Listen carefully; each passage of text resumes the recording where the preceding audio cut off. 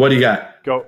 All Andrew. right. So, ladies and gentlemen, be forewarned before you hear our intro to the episode and the spoiler warnings. It might sound like the intro type audio and the demeanor and stuff there doesn't sync up well with the start of us talking.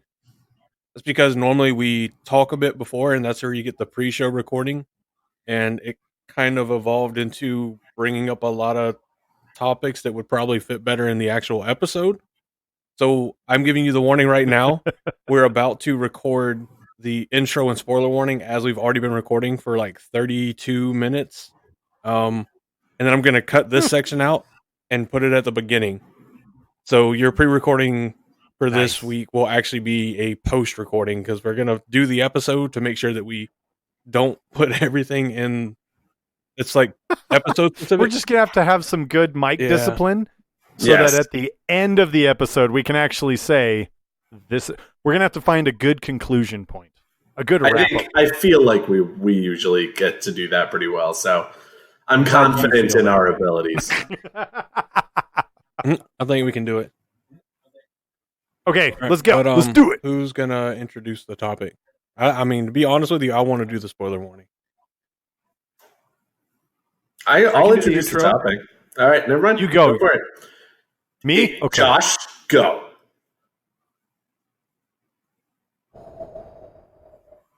Getting into character.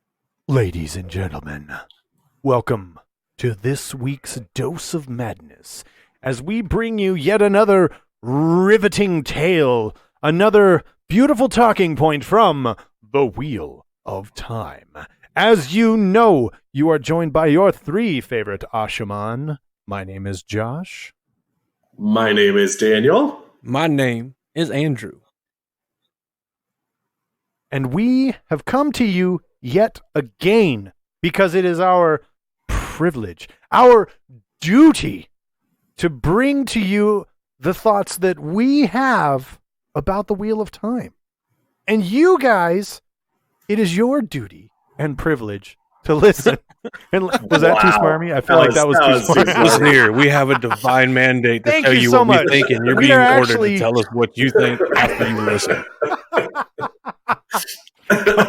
Bask in our knowledge and wisdom. The wheel may God. weave your threads, but we're guiding them in the loom. We love to be here. We love to be on the mic. It feels good after the holiday hiatus. And we love you guys, and we're happy you're here with us. Andrew, tell them what we're working with. Oh, tonight. ladies and gentlemen, we got us a throwback for this episode. And I am personally proud of this episode's title, New Year, Same Old Bullssshhhhhh. Because in my opinion, and I might be a little biased because it was at the beginning and I was one of the two people doing it, but I think it's still been one of our best and one of the most impactful episodes potentially that this podcast has ever done. Or it's the gateway keeper that gets rid of the people that are too weak to hear opposing points of view. Either way, our very first episode, Kicking 2020 off. our very first episode that we ever did after after Aaron and I introduced ourselves and what we wanted to do was we decided the first thing was to tackle sexism in the Wheel of Time. Well, it might be 2020. All right. But we're going to be kicking it back to when we started, and then we're going to kicking it back even further to an article from 2014. And we're going to address the same shit again because it's still a problem and still a topic that needs to be addressed and discussed. So, for your spoiler warning, if you're one of those where opposing viewpoints easily offend you and you're not able to handle civil adult conversations, you should probably not listen to this episode and just wait for the next one next week. If you have not finished Having the said series, that, I'm almost done. This is the last little bit. If you haven't finished the entire Wheel of Time series, you're probably going to want to take and finish that first because we're going to be jumping all over the series from the beginning to the end to before the beginning to after the end. We're going all over the place. so there will be minor spoilers. I don't think. I mean, there might, but it is a spoiler minefield in which we are not sure if we're going to hit any major points or not. I can foresee us I using think we're gonna be examples that pretty jump safe, all though. over the place. No, Yeah, exactly. yeah. That's the issue.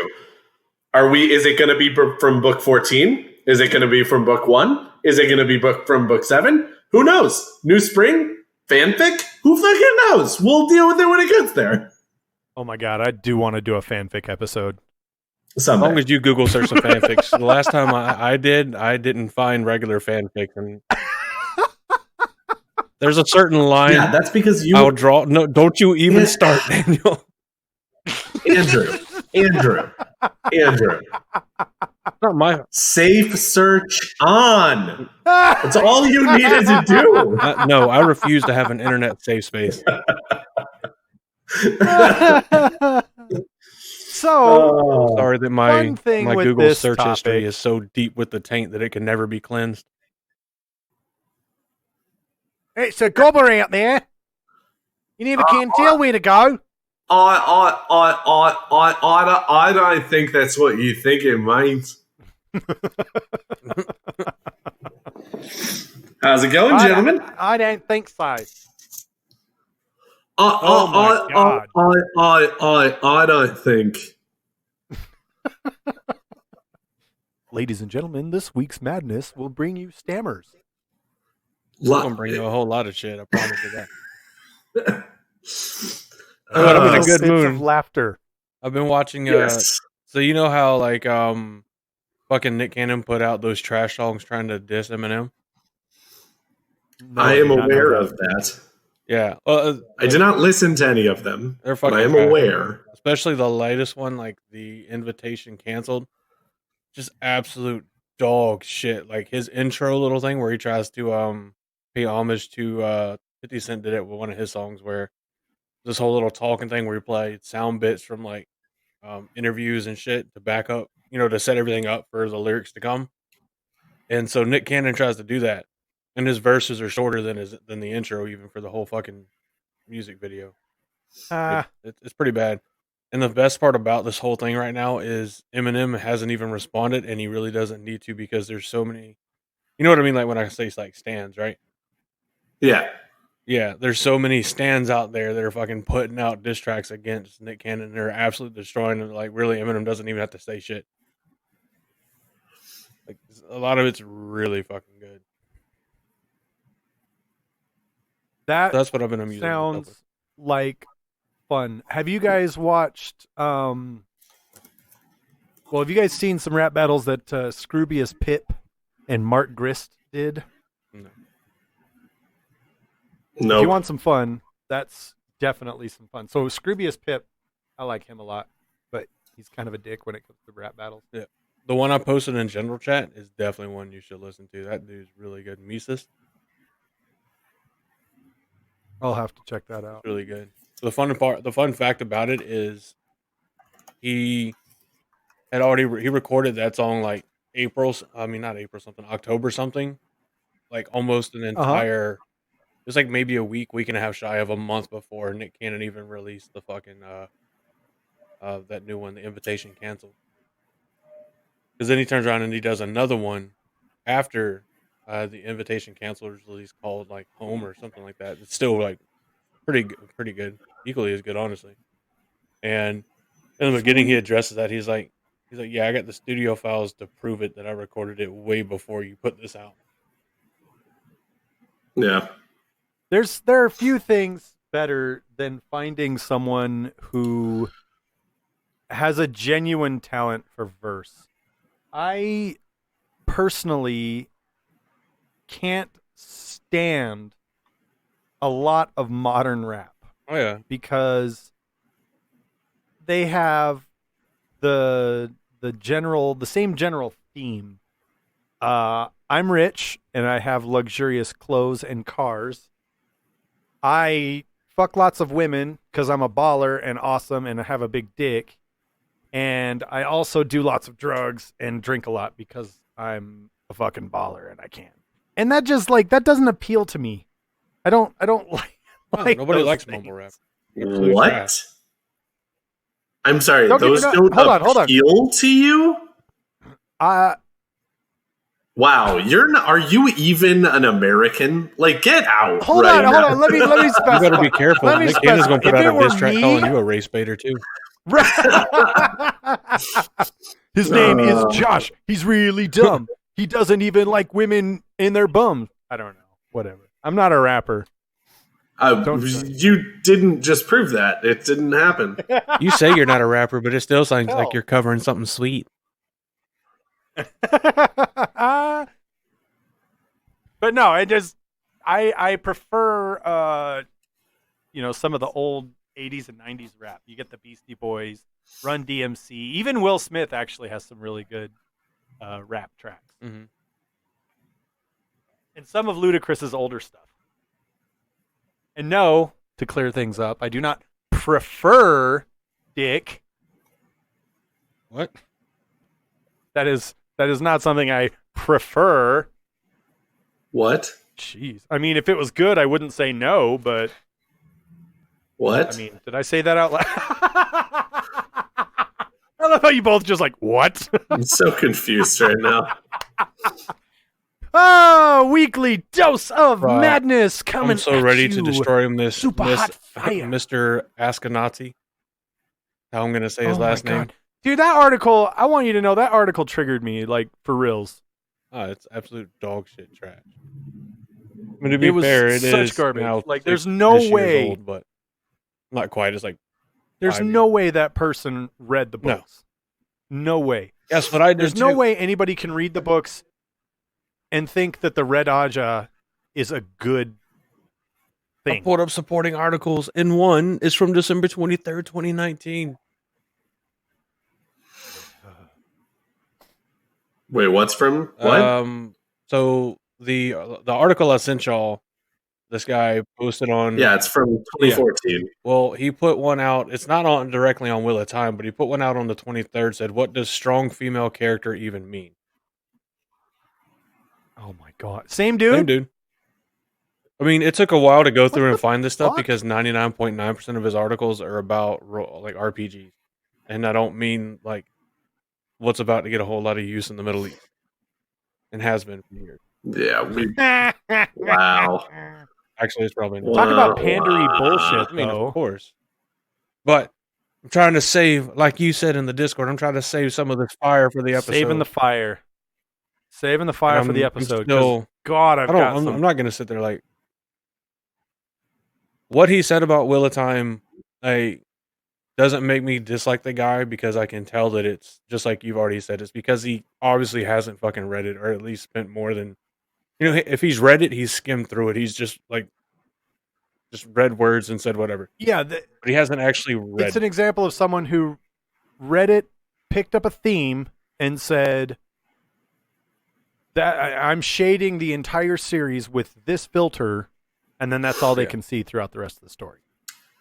There's no way that and this was the biggest thing that stood out to me.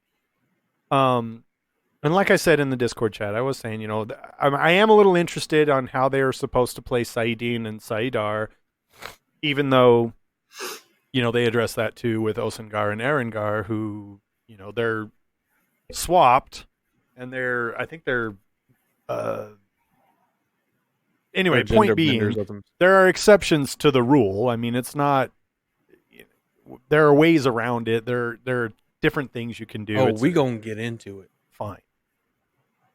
But how are they going to focus on men can't deal with strong female characters, magic being sexist, et cetera, and then completely sidestep the dynamic between the village council and the women's circle, or every single married man and every single married woman in When the I books. saw the title, Like the this post, isn't the content that I To be expected them fair- to focus on, because they choose.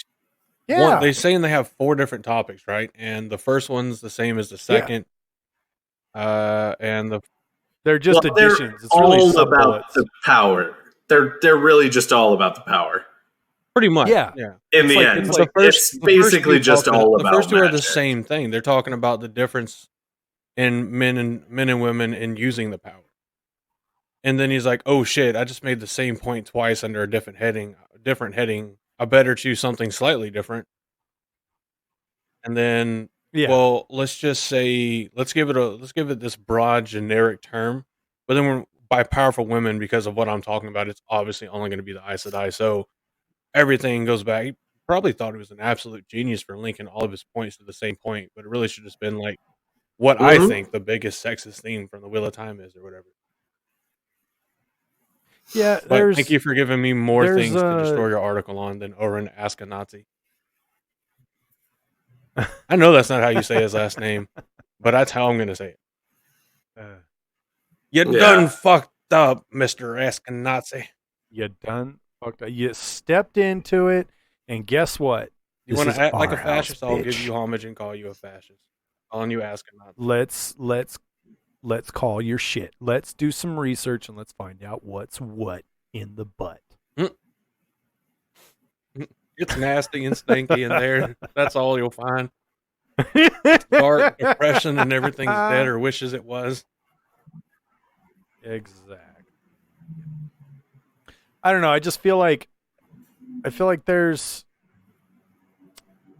a lot of room for a discussion about, gender and sexism in the Wheel of Time. Sure, absolutely. There absolutely is tons of room for that, because I think Robert Jordan very purposely sort of addressed and spearheaded some of these things, some of these themes, and said, all right, yeah, there's a real difference between men and women. I mean, and it's fun too, because going through my reread, and I'm in, Fires of Heaven right now, and Uno and Nynaeve meet up in the menageries in Galdon, and Uno's like, all right, I'll get you some coin, I'll get you out of here. And Nynaeve's like incensed. She's like, why is it that you think I need to be saved? And I'm like, well, from a man's perspective, I can look at this and I can say, you've got the daughter heir and you've got a lady and they're performing in a menagerie. Yeah, they're not doing great. I'm going to get them some coin and I'm going to get them back to where they were safe. I don't know what's happened to them, but is it wrong to make an assumption? Is it wrong for me to make an assumption about their situation, their status? Probably.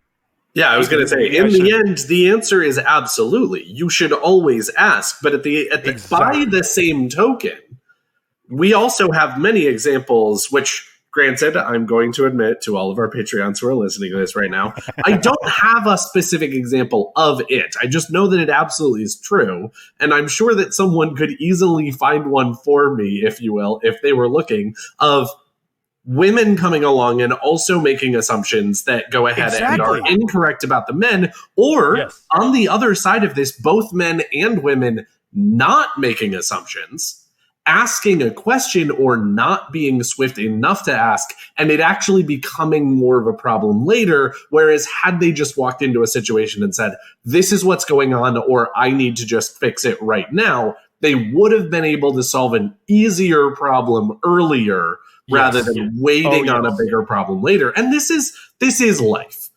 In the end, that's absolutely how life always works.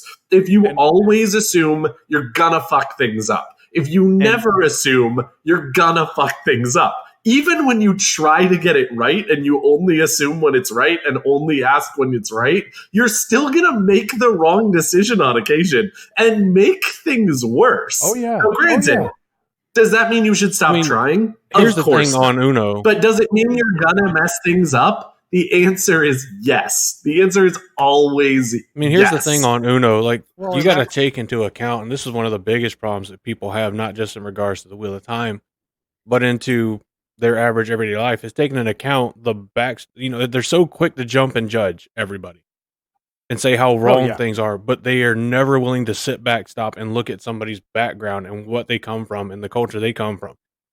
So you got Uno as a very, very well-versed and experienced Borderlander warrior. This man, before he could walk, knew how to slay a Trolloc. All right? Yeah, exactly. And just like the IL are going to look at the Wetlanders as soft, the whole reason they call them Wetlanders, it's not just because they live in lands that have a lot of water.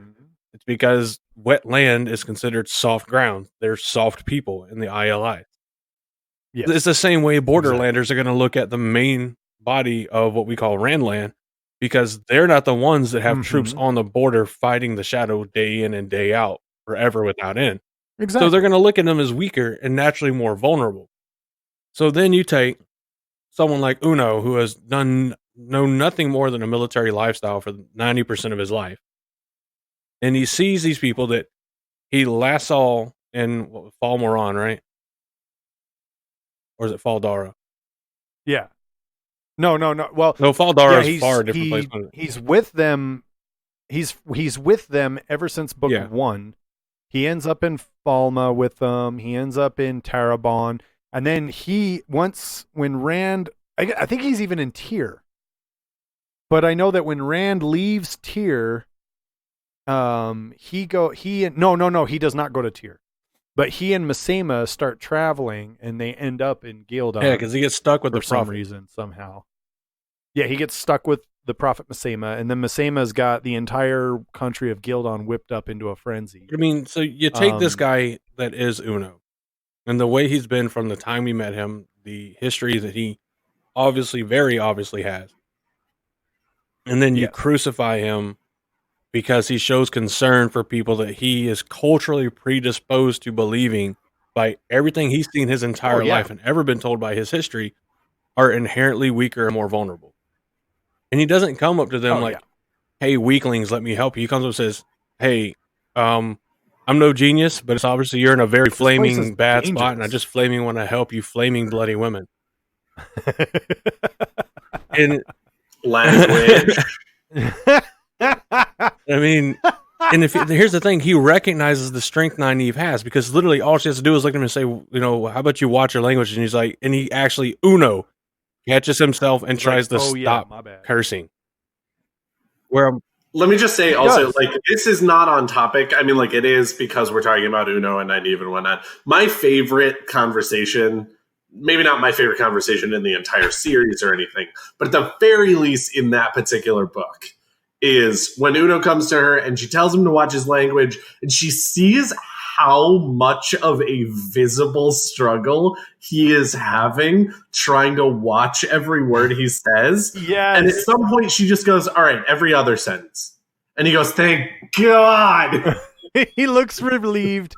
And it even notes in the book that Nynaeve says, okay, it looks like he's actually counting sentences. And as I was listening along in the audiobook, I'm doing the audiobook on my second reread. Yeah. It really is like every other sentence that he drops a flame. Oh, if you go back to the book, you can literally read between period to period him going yes, no, yes, no, exactly, yes, no. It's amazing. I love it. It's a great passage.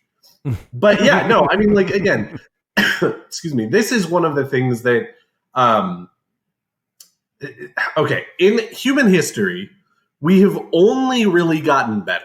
There has never really been a time in human history where the overall makeup of the world has not been getting less violent, less rapey, less sexist, less slavery, less whatever. Even though there have been pockets of in a certain place that's happening, or in a certain time, there is one of those that kind of spikes a little bit. Overall, if you take the course of human history, humans have gotten better and better and better over time.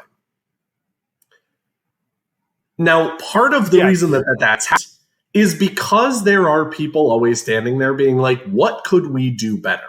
And those people, let me be very clear, you make the world better. You do.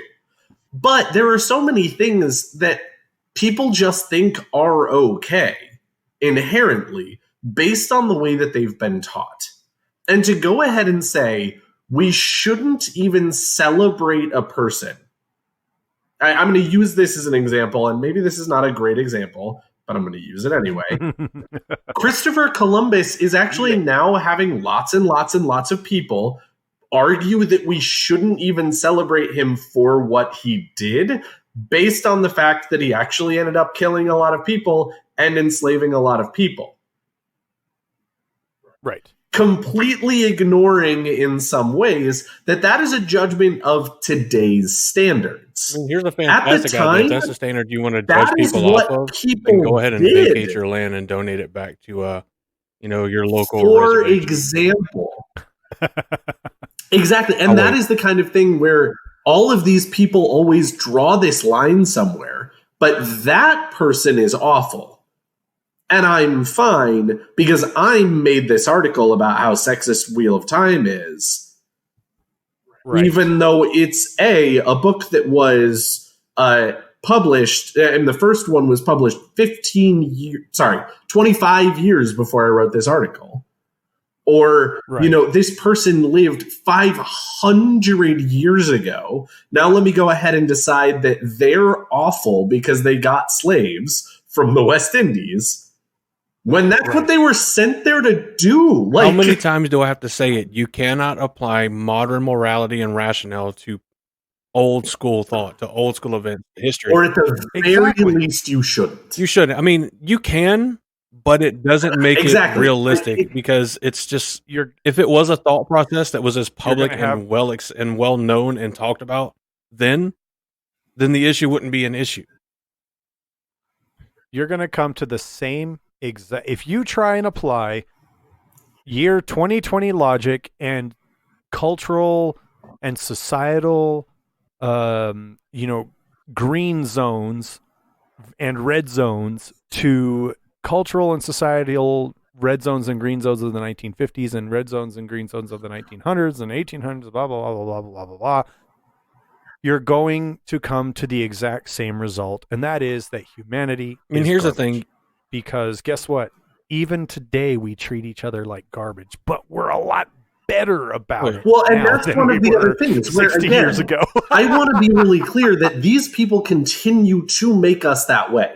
People who actually look at our society now and see those problems and change things are the same people who are going to be looked at better in 50 years when society is even different and even more progressive. But at the same time, going ahead and taking away Christopher Columbus Day isn't the right answer here. It is something where we go, Christopher Columbus was of a time that we don't have anymore. Let's not do that again. Let's move on. Andrew, you had something to say. Yeah, I'm going to start using this raise hand thing on here a lot more. I think that might work out a lot better for all of us, honestly. Rather than like one person talking and the other two of us sitting here just like waiting for the slightest pause so we can jump in. Just don't do like I did, trying to be a cheeky asshole and flash it 1,000 times. Yeah, I saw it. Welcome to the Black Tower, bitch. But so like we're talking about Christopher Columbus. This is the same time period where literally an entire religious organization held power they did because they not only didn't allow the generic populace to read the manuscript they were preaching from, but actively and systematically ensured that they couldn't read it, and that's why things like the Bible stayed in Latin for so long, because your normal people, they couldn't read or write, period, much less read or write Latin, which wasn't even their native tongue at the time. And this is the same institution that by doing that convinced an entire faith group that spanned almost the entire continent that in order to actually be forgiven for your sins, you had to pay money for it. Something that people that read the Bible now, and whether you agree with the Bible or not, believe it's real or not, doesn't matter. It's unanimously agreed that the Bible says greed is fucking bad. So that's the wait. Where does it say that? I'm just kidding. That's totally a joke. I completely agree with you. Give me the time to pull up the scriptures, and I can. It's been a while. No, you don't need to. Ladies and gentlemen, Black Tower is now Bible bumping, baby. Let's do this. I mean, I'm not trying to convert, but it's just a good example, Book of the Lord, Dragon 4, chapter 8, verse 12. Thou shalt not possess the dragons so loved the world. Thou shalt marry 3 girls. From 3 nations. That's 3 different countries. No, actually, no. The Book of the Lord Dragon is actually just 1 page long with 1 single verse. Book of the Lord Dragon Chapter 1, verse 1. Chapter 1, Thou verse shalt 1. never place anyone in a box. End Book of Dragon. Oh, no, there is a second verse at least. The second one is, shut up, Luz Theron. Shut up, Luz Theron. No, and then the that's third verse, no. scrawled in a mad script, is kill them all! Oh, God. I mean, that's the same historical boy. time frame that we're talking about.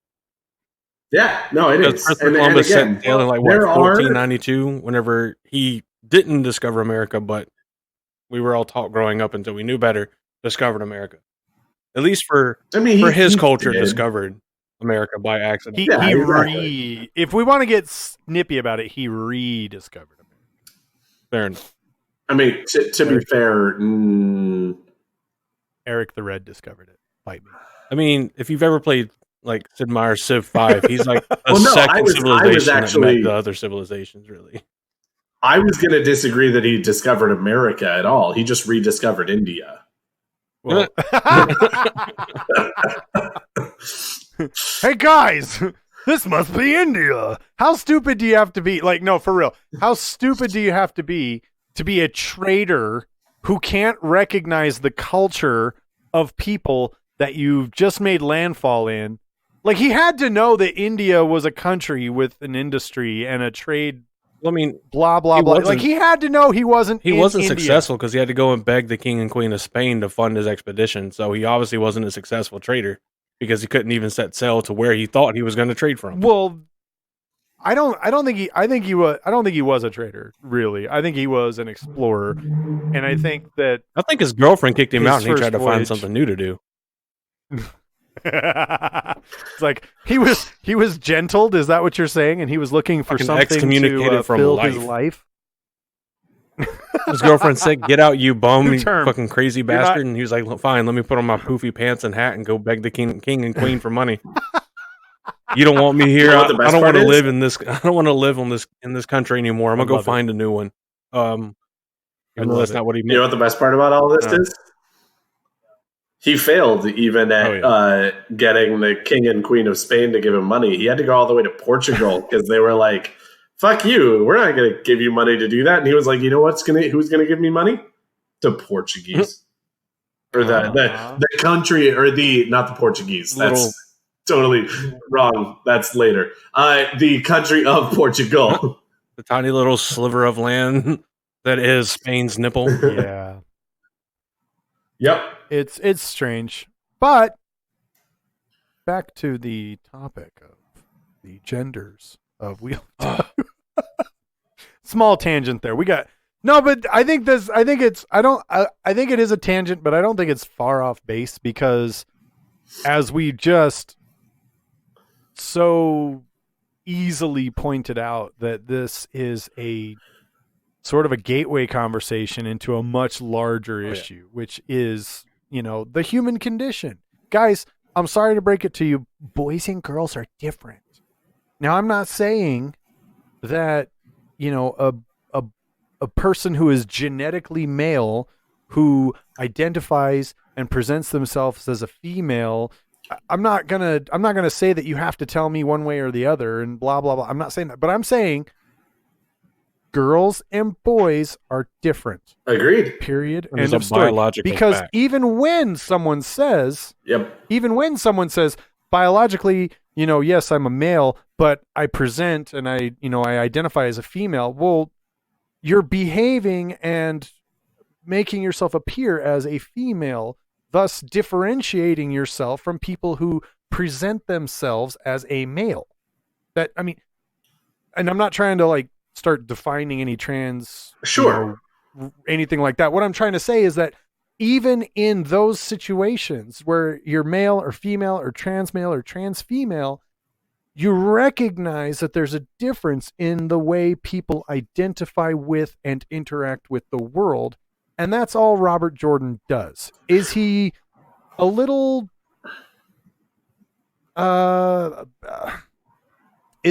one-sided with it? I don't think he is. I really don't.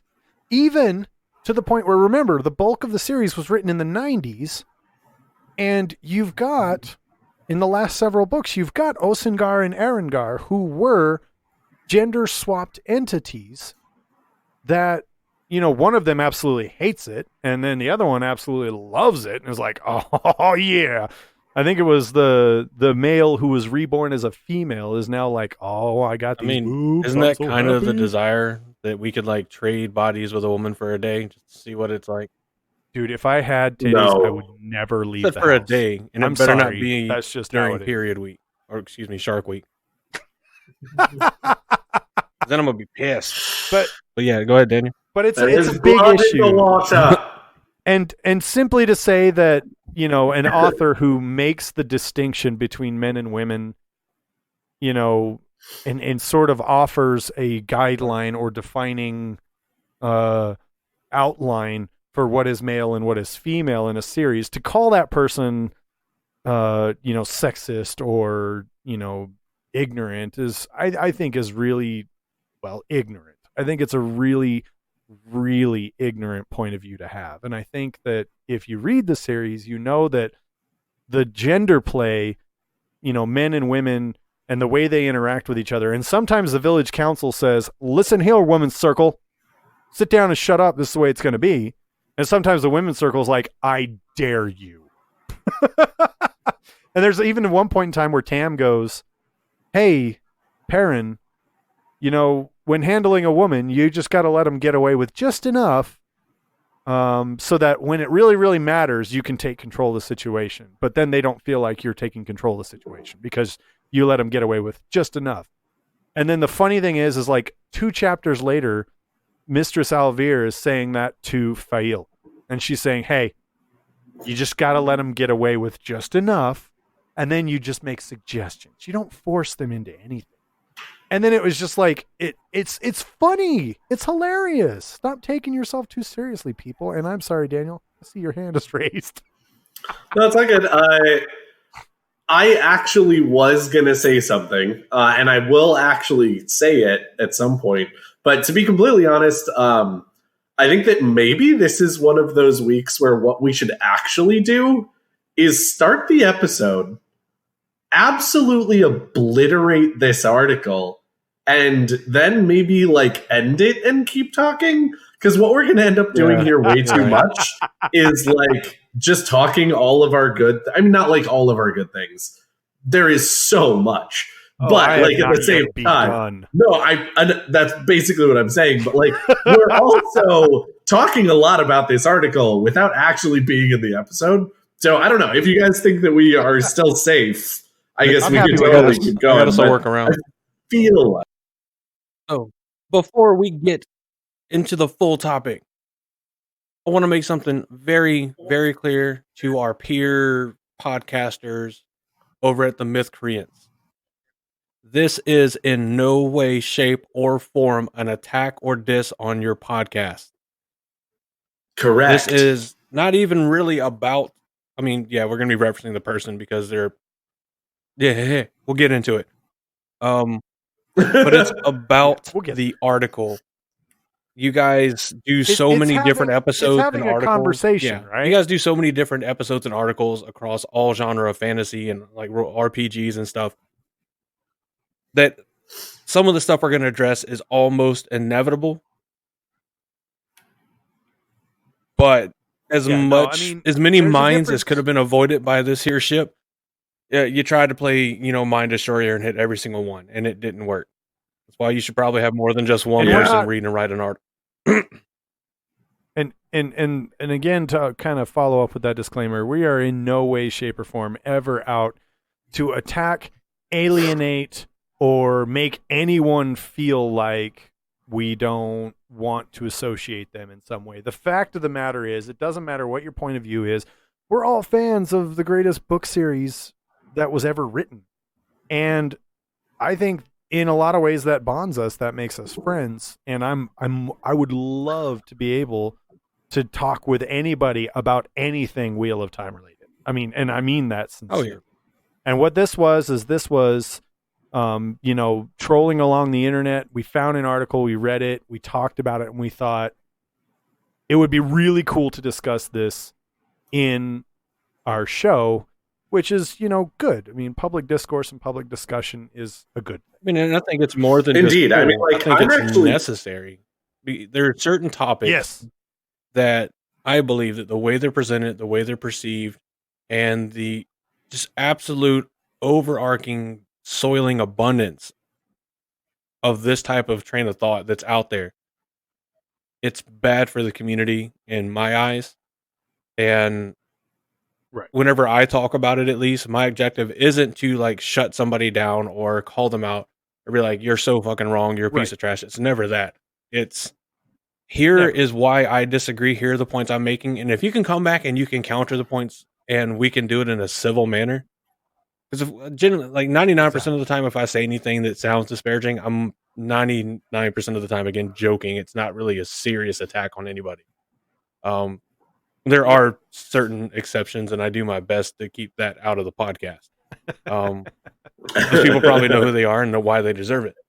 And I don't know why they would even be listening, but if they are, thanks for the extra numbers, dirtbags. But it's because this is necessary for discourse.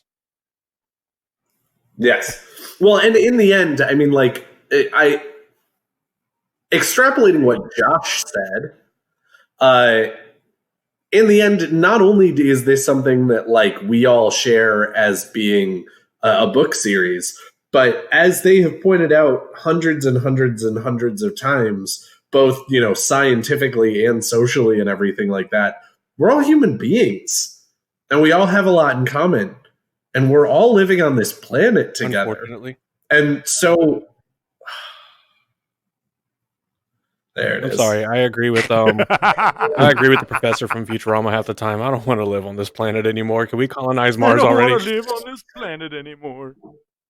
No, but in the end, that just means that, I personally, and I think that I speak for all of us when I actually say that overall, there actually being differences of opinion and different conclusions made from the same information is actually a good thing. I think that the world would be incredibly boring and not as sort of beautiful as a place if we all just thought the same way. That being said, our goal here is to help present people who are unsure of what's going on and what to make of things with a particular conclusion or three particular conclusions in some cases that have been made by intelligent people who have read and taken in a particular form of media and formed conclusions that we actually feel relatively strong about. Now, if that doesn't change your opinion, great. That's totally fine. It doesn't. If it does, great. That's totally fine. And that's in the end what we're trying to do. I mean, actually, when it comes down to it, at the end of the day, we're just three assholes with microphones. Yeah, you're not wrong. I have my microphone nowhere near my asshole personally, but like, oh, that's weak sauce, man. I guess you're doing it wrong. You're doing it wrong, Daniel. I mean, like, I guess it's nearer my asshole than like my TV is. How do you think I set my noise gate on mine? Just by proximity. You think I use technology? No, I muffle mine with my asshole. That's right. Yeah, fair enough. Windsock. Hashtag Andrew's asshole. So, but anyway, with that out of the way, because again, Mythcreants, I actually have read a number of your other stuff, and I imagine that the other two have read at least a little, if not listened and whatnot. And I certainly don't disagree this hard with your other articles. So keep it up. You actually do make good content, but this one was a real miss. It was, yeah. And let's talk about why. So for any of you who are unfamiliar, and again, we're trying to be as civil as we can here, because we really, to reiterate, we don't dislike any of these guys. It's just, we saw the article, we had some good, we were just talking about it in our Discord, we were talking about it with some other friends, we wanted to discuss it, and we wanted to present a differing point of view. And honestly, shout out to Mythcreants, because as Daniel said, you guys produce some really good material, and several of us are on there like regularly. So this is really good. But when you start discussing, Was We're that? at 256 podcast episodes. Yeah. You guys Damn, are badass. nice. We've been doing this for You guys are awesome. for a while. The most recent one was put out on the 5th of January 2020, and the earliest one that's at least on their site was July 30th, 2013. Been Damn. doing this shit for a So- while, so respect to your seniority, and Yes. we're All by the far a respect younger in the world. podcast. So don't take it as disrespect. It's, I mean, let's look at the fair reality of the situation. We are a Wheel of Time specific podcast. That's it. Right. We don't talk Yeah. about The Mandalorian. We don't talk about, I mean, we might reference this stuff, but we don't do episodes on other fantasy genres. You guys do. Say Yeah. other fantasy genres. I mean, other Right. fantasy series. If I can ever say fantasy So- right instead of fantasy, Fantasy. Hello, it must be the beard How that are I'm you? letting myself grow now, and the hairs are interfering with my speech patterns. It happens. I can speak from personal experience. I got out of the Air Force in April, and I have not shaved of my face since then, and I've got Oddly a specific. rather spectacular beard. I'm quite. He does. It's a rather spectacular. It's pretty soft if you guys ever get to see it in person, to be honest with you. Well, we got to do our. I'm thinking October was pretty good month to do it, so we got to do our annual Black Tower meetup in October. Mm-hmm. What we got to do is we got to rotate in between where everybody lives. So we went to LA last time. Agreed. No, So now exactly. we got to go to Agreed. Utah, Yep. or y'all got to come to South Carolina. We're gonna I'm make in. this, we're gonna make this a thing. I love it. The annual So- pilgrimage to the Black and then Tower. plus we got to get our next iteration of the Taste the Taint challenge. Hashtag Taste the Oh, Taint. maybe we could do Who like didn't do mega it? mega sour next time. Oh, there are so many people who have not done it. They were like, "Oh, I forgot. I didn't see it. Oh, sorry." You know, it's fine. Not everybody can handle the Yeah, tank. right. We Yeah, see no, you. I get it. We It's see fine. you. That's fine, guys. There are also a number of people who Oh, yeah. have, a few of which who weren't even challenged. Right. So That was so cool. absolutely dope on you Oh, yeah. guys. Love Okay, it. But here that we being go. said, Little side note here. Twitter of time. I think more white cloaks have done it than anybody else. So I'm gonna need that's y'all not to true. step up. that's hey, more Ashaman have done it than any other group, Is but that we also so? started it. So Well, we started it. exactly, That's a true fact. true facts. So to get back onto topic with our subject tonight, there is a specific Wait, there was article. a topic. Yeah. Get back on topic. I don't know. Don't talk to me, okay? The taint. Blame the taint. Hashtag blame the taint. So the article specifically was, again, mad respect for you guys. Please don't take this as a dig, but it was written in 2014 in February. We just found it. And the name of the article is 4 Sexist Themes from the Wheel of Time. Now, initial response to this, when Andrew shared this with everybody, initial response, I thought, oh my God, this is going to be great. Because there is so much gender play in the Wheel of Time.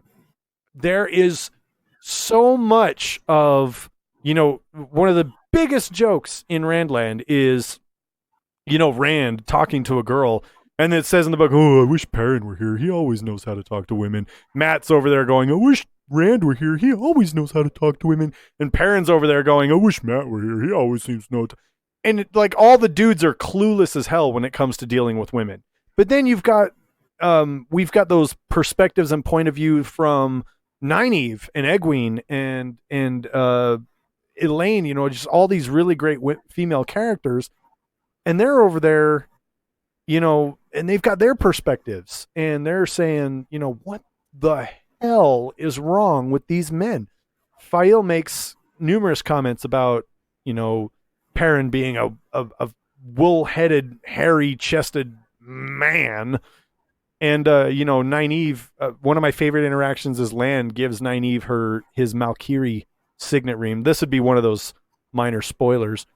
But he gives it to her and says, if you ever need anything, send for me and I will come straight away. I promise you. And Nynaeve, kind of scoffs at it, right? Because, and as a dude, I'm reading this dude, that guy's badass. He's like, here's my family signet. You just show people that and you'll get some help. And she's over there going, excuse me, if I need help, I need it now, not next week. So this ring is kind of worthless to me. And you're just like, oh my God, I can totally see, the difference between how people think and how people interact with each other. So when I first saw this article, my first thoughts was excitement, because I love having discussions about gender and gender play with these articles. Can we take, and you remember the old meme about like, commas save lives or whatever? Can we get like a version of that where it's like, what is wrong with these men? And then another one was like, what is wrong with these comma men? And it's like an illustration where it's like people like, a group of people looking at a bunch of men like, what's wrong with these men? And the other one where like somebody's talking to men and pointing to like wheels or something like, what's wrong with these? So let it be written. So let it be done. Yeah. So say we all. So say we all. All right. So for the article we're talking about, it will be linked in the description that we write with every episode. Of course, it'll only be linked for this episode, so there's no confusion there, on Podbean. But the article is on the Mythcreants website. It's under their blogs. And it is titled 4 Sexist Themes from the Wheel of Time, written February 9th, 2014 by Oren, and I made the joke earlier, but I honestly don't know how to pronounce your name, Ashkenazi. I think like trying to soften out where it doesn't seem like I'm emphasizing the Nazi part is where it's like instead of Nazi. Ashkenazi? Yeah. Ashkenazi? Let's make it a soft Z though.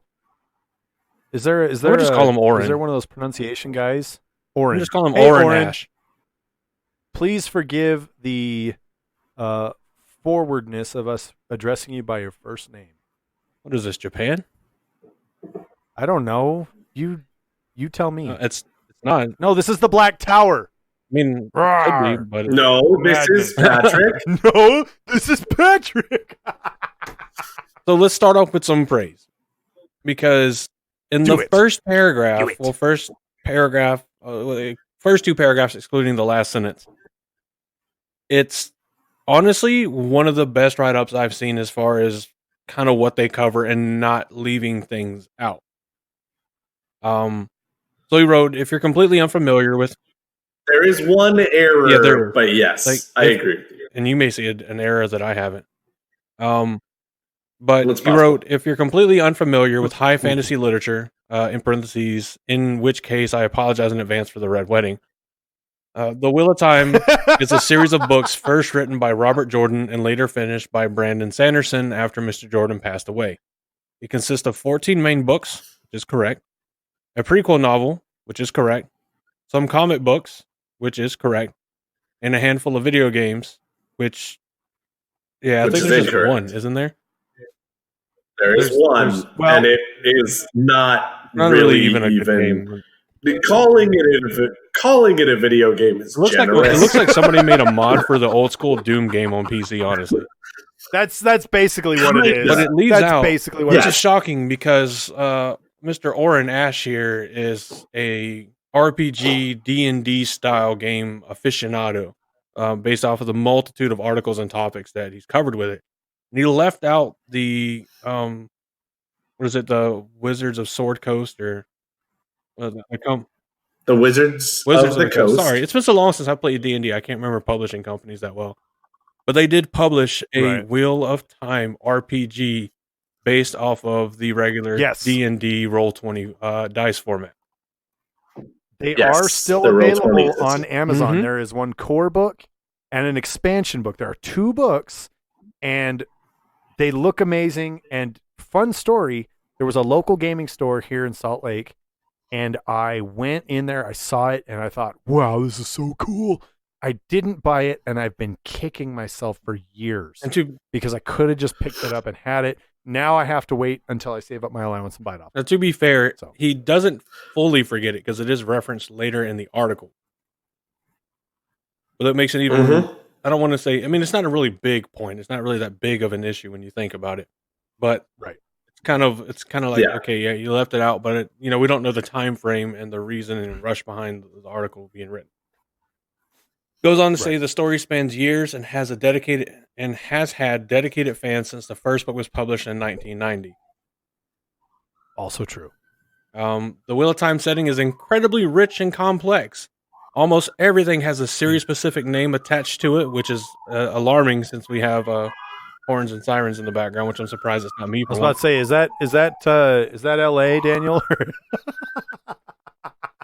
Why do I hear Detroit coming through the phone? But yeah, they have specific name attached to it rather than relying on existing fantasy archetypes. Sorry, yes, that was. Oh no, you're fine. My windows are open in my room because I'm trying to not use the air conditioning a lot, even though it's like winter. So you might hear things like that from my end as well. Let's see. Magic users are called channelers. Female channelers make up an organization called the Aes Sedai, and magic itself is referred to as the One Power. Before I get to the last sentence, did I miss the error that you saw, Daniel? Nope, the error was a handful of video games, which is incorrect.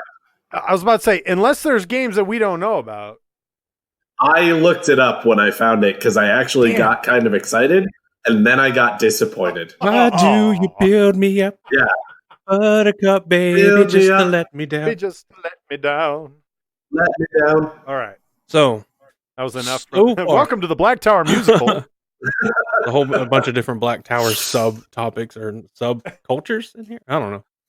Pick a name. So far, so good. We're all special and unique, okay? Not bad so far. You bring in the Red Wedding, which helps link people that know Game of Thrones more than Wheel of Time.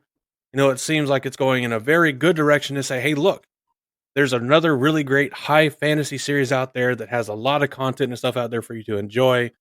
It's looking fantastic besides the title. Well, even there's no problem with the title we'll get to that. Yeah. So then we come in to the singular short sentence that takes the tone of the article from, hey, here's this really great thing to here's what we're here to talk about. And the sentence is, the setting is also extremely sexist. And then boom, point number 1. Yeah. And that's the thing and that's kind of what I talked about earlier is that there is a lot of gender play, but I don't know that it's you need to add more to your I don't know that it's complete. What's that? You need to add not you specifically, but if you're going to write an article like this, and because of the length, you can't argue that it's some sort of like a thesis statement. You should do more than just 1, 2, 3, 4, 5 word sentence, because when you're doing word count, doesn't count. Your thesis is 5 words after almost 2 full paragraphs of praising a series, you're saying that it is incredibly rich and complex, but you're going to try to summarize a setting by saying that it's just extremely sexist. It's a very broad, very bland statement.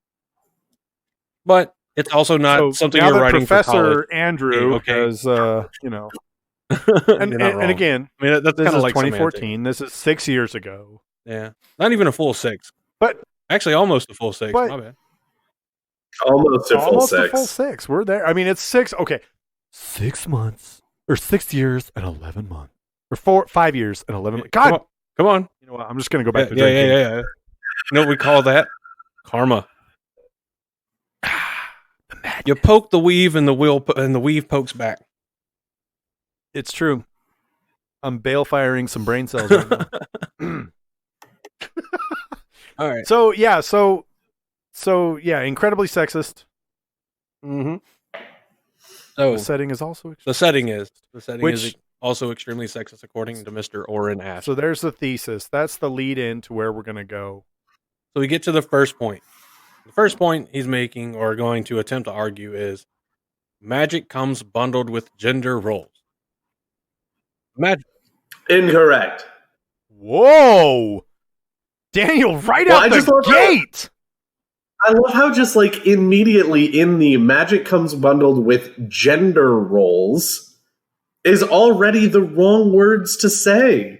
Because in the end, again, we're talking about something that is like inherent in the world. Gender is a social construct. Oh shit. So you're already wrong, like in the very first or at least I should say that. Anyway, never The mind. very first I'm outline gonna point that's let bolded and larger and set aside from the rest of the text. Are you also bale-firing brain cells, Daniel? No, I'm fine. It's just one of those things where, like, again, we should talk a little bit more about what he's saying there. Yeah. Because it makes my point makes a little bit more sense once you actually hear what is said. So for So those to be of you, fair, Yeah. what I think we should do is read through, and I'm more than happy doing the reading. Each section where he's talking about these points, and then we'll go back through and talk about the issues we have with it, or the problems that we see with it, or even if we see a Right. part of it that's a fair point that we think is good, do the same. This is a discussion, so it doesn't have to be like all like you fucked up. right. Well, no, and no, you're absolutely right. And the only That was thing more I of a was gonna reminder throw for in me, to be there- perfectly honest with y'all. Sometimes I Well, get and the lit, only fire thing, lit, yeah, and the only thing I was going to throw in there is just to sort of back Daniel up is that when you want to start talking about verbiage, this is actually very important to the trans community and to a lot of the LGBT people, is that there is a difference between sex and gender. Your sex is genetic, and nobody's arguing that. Nobody is saying your genetics are any different. Nobody's talking about genetics. But when you talk about your gender is what people say, oh, yes, men act like this, women act like this. There's a difference. In how you interact with the world. Many people identify their gender as how they present and how they interact with the world. So Correct. when you talk about this, we start off when saying that magic comes bundled with gender roles. That's incorrect. Magic comes bundled with magic The biological limitations based and on requirements. your biological. Yes, that would be a much better way to say it, because Magic is tied to biology, not to gender roles. exactly. Gender roles. Thank you. Because, and this is one of the things where it's a statement that I'm going to make that people have to let me finish. Don't just write it off as soon as you hear the first part of what I'm going to say, because it's going to make me sound like a grade A asshole. I am one of the people that agrees. Kinda are, that, though. I mean, yeah, you're not wrong, but I'm not trying to be an asshole. We with this. do love you still. Aw, you're a mistake. I mean, thank you. I'm one of the people that does agree that sex and gender are inherently intermingled. However, I think gender roles are bullshit. Right. So, and to me, if the associated roles weren't there for gender, it wouldn't be an issue. That would just be an issue having a problem. I think more people have an issue with the gender roles than what gender would, for me, what gender is, but what gender seems to represent. Right. No, that is literally, anytime that I've had a discussion with anybody about this, that has actually been my sort of take on it. Before we even get into what this guy is saying in the article, I actually think that gender shouldn't really be a thing. That whatever you're born with doesn't matter, because we don't try and put anyone of any parts into any box. Therefore, you can just walk around as a human being who does human being stuff, rather than walking around being like, well, I'm a man who does man stuff, or I'm a man who does woman stuff, or I'm a woman who, so on and so forth. If you don't have to define your actions by any gender, right, then you don't have to define your gender. And we all know. And so if we actually just got out of that, if we all, as just a world society, I mean, like, there isn't actually a world society, but just like the idea of a world society kind of thing, just said, hey, you have a penis. Let's just be people. You can do whatever the fuck you want, as far as dressing how you want, walking how you want, crying how you want, whatever the case may be, just do it. And if you do these things, people will treat you based on the action, not the fact that you're doing it with or without a dick. Like, that's what I've always been on that particular side. But it's not how the world does work. Therefore, we have to have these discussions. Interesting fun fact. They are changing. There was a study that was recently done that said that in the 1980s, it was approximately 3% of men said that they had changed a diaper, a baby diaper. Versus now, where almost 89, 88%, I think it was somewhere around there. It may have even been in the low 90s. Point is, it was vastly different. It was a vast majority of men who now say that they have an equal share with helping out with children and home type interactions and things like that. And to me, that's progress, because it goes exactly like what you're saying. When you talk about, men and women, biologically and genetically, yes, we're different. It happens. It's fine. Whatever. That's not a problem. That's not the problem. The problem is, as you so eloquently put it, when you try and put people in a box and say, you can't behave this way because you have a vagina, or you can't behave this way because you have a penis, that's wrong. Hands down. Yes. End of story. That is wrong. And we all know how much Rand hates being put in a box. I couldn't resist. Sorry. Anyway, go ahead. I mean, Andrew, so like with the gender thing, I've always been of the opinion that the word gender was created by religious institutions way back so that they didn't have to use the word sex, so that young people thought less about the phrase of sex and were less, in their mind, likely to go out and, fornicate. That's the way I've always looked at it, that it was just a word put out there. I want to fornicate, though. You can do whatever you want as far as I'm concerned. Now I kind of want to fornicate. Listen, why don't you go eat Thanks for making me think about it. go eat your graham crackers so you don't feel like you need to go and masturbate? And your cornflakes, the bland ones, not the ones with all the sugar. Because sugar is what makes you want to masturbate. That's right, supposedly, according to a psychologist 50 years ago. Yeah.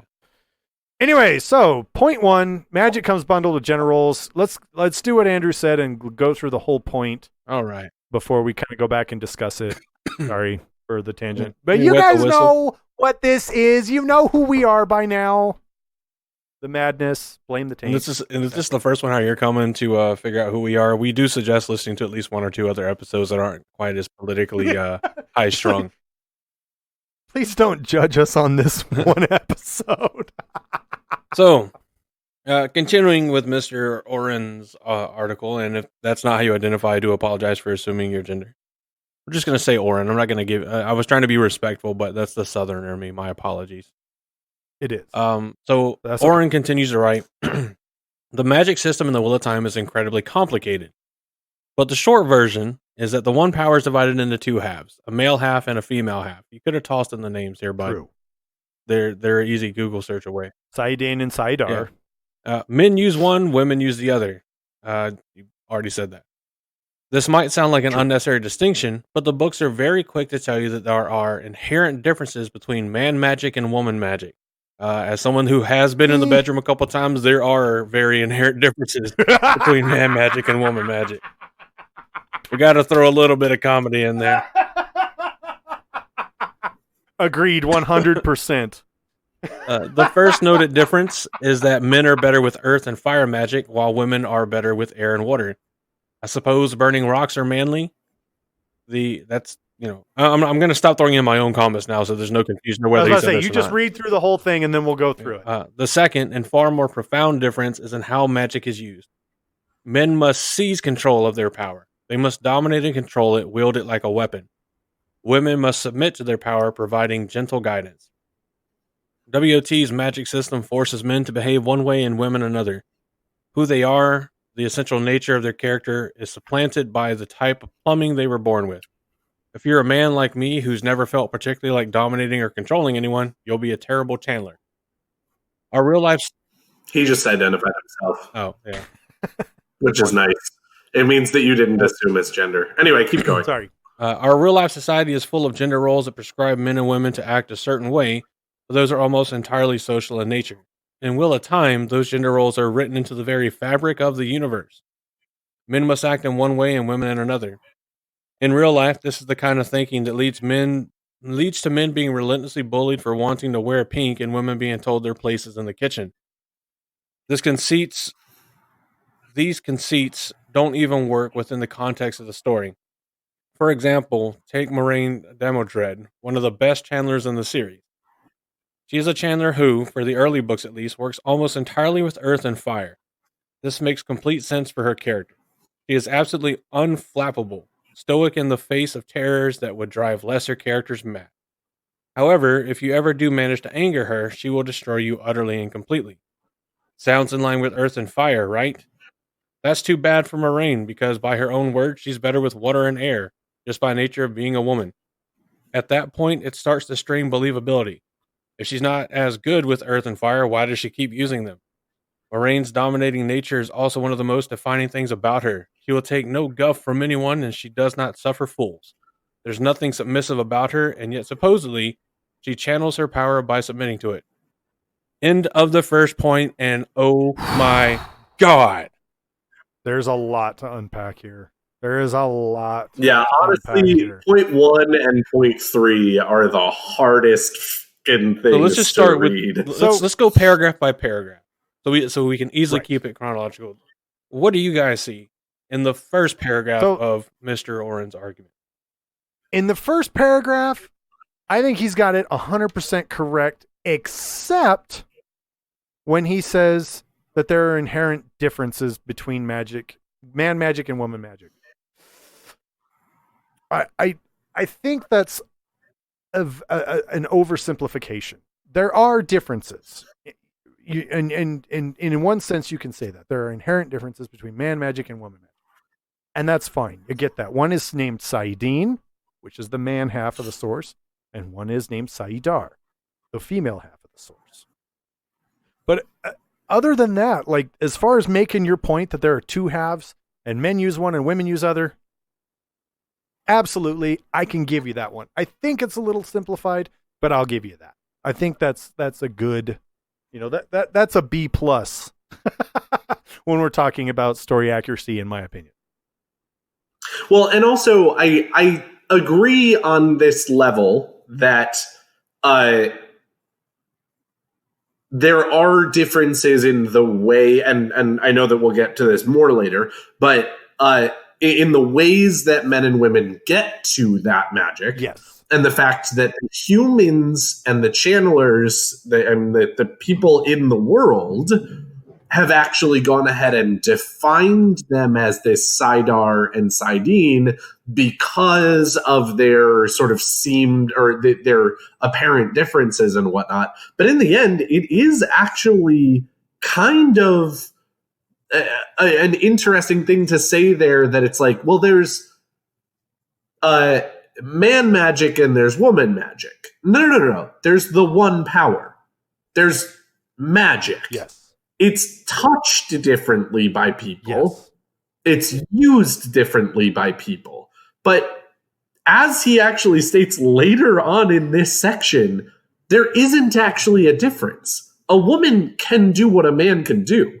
A man can do what a woman can do. Now, is it always going to be their best option in every situation? Is it always going to be their best option based on how they deal with problems? No. But in the end, it is the one power that they're both touching. They just get to it different ways. And they can touch it when they link with each other. There's no difference when they use it. The power is the power. If a woman is linked with a man and she is controlling the flows, she can touch Saidin. Well, not only that, but she doesn't wield Saidin fire and Saidar fire. It's one flow of fire. It's one flow of spirit. It's one flow of air, water, earth, etc., etc., etc. And so that... Yes. So Andrew, go ahead and throw your thing, but you made a perfect segue into the next paragraph. I mean, yeah, you definitely did. And you both have basically said stuff that I want to say.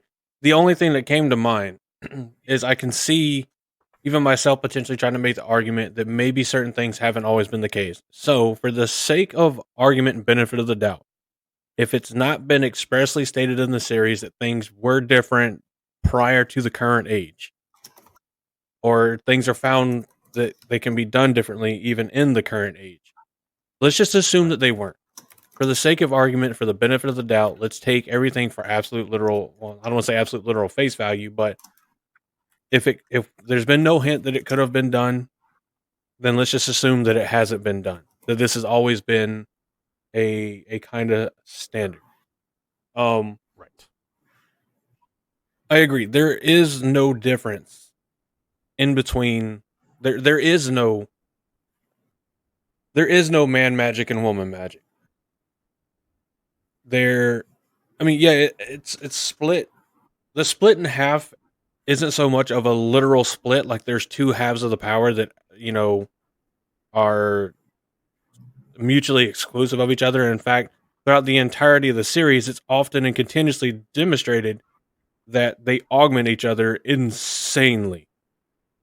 Right. Mhm. And they even talk about in the Age of Legends, the greatest feats of the one power were accomplished with both. Yeah. I mean, Saidin, we can compare it kind of, since I referenced The Mandalorian earlier, which I still have yet to watch. I'm going to, trust me. I promise. It's just like the difference between people that can use the Force and people can't. It's all about the number of midichlorians, right? So it's okay. Look, don't do that to us. Go away. Go away forever. But it's canon. We must accept it. It's canon. Just because something's canon does not mean I must accept it. Don't you dare.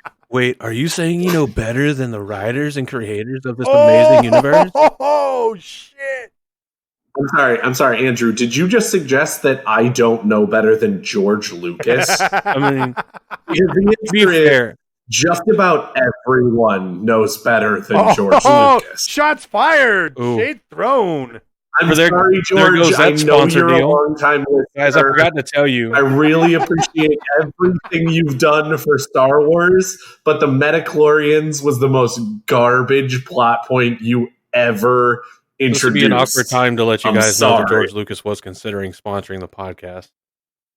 Just kidding. I wish. Well, I mean, this isn't an awkward I can always edit it out. This is actually a perfect time. Way to go, Daniel. Exactly. That's what I was going to say. Dude, while we're recording the episode, is the perfect Just wait till time. after. Oh, that. It's called podcasting integrity. When you go ahead and send me a tweet on the day the episode drops, that's the worst time to let me. Oh yeah. The difference doesn't come Anyway, inherent to necessarily the pool that is the one power. That is one of two very well known pools of energy. Well, in the current age, I'll say well known as in the fact that it's well known that they exist. But how it's used does differ along the along sex lines. yes. And if that thought and that concept just blows your mind in the wheel of time, God forbid you ever pick up a biology book. Because if you thought fantasy was going to blow your mind, wait till you get some a heavy dose of reality. Well, and that's kind of what we were talking about earlier, is that we're not talking about gender. We're talking about actual genetics and biology. Yeah. And in this situation, magic is how one interacts with the one power is based on their biology. Plumbing. Yeah. But you got to remember, based on their plumbing. it's not an absolute. It's an average generic. Yeah, it's just the average generically. Yeah. And that's not to say that, and I'll go ahead and lead into the second I don't know. paragraph because To be fair, I actually think this is an absolute in this case. That if you're born with a dick, that you touch Saidin. If you weren't, you touch Saidar. I think they do have a not completely off point in this fantasy series, that we do not actually have a situation where someone was naturally born with one set of parts that doesn't need to touch the one power based on a certain way. Now, we also don't actually get every single female or male channeler coming out and describing the way that they get to the one power. So I absolutely think that all of this is not just, this. It is a spectrum. Oh, yeah, right. Oh, absolutely. And that the only people we hear talk about this describe it in a certain way, but they also don't give like a scale of it either every time, where they're like, no. I need to like do this much submitting to Saidar before it'll do what I want.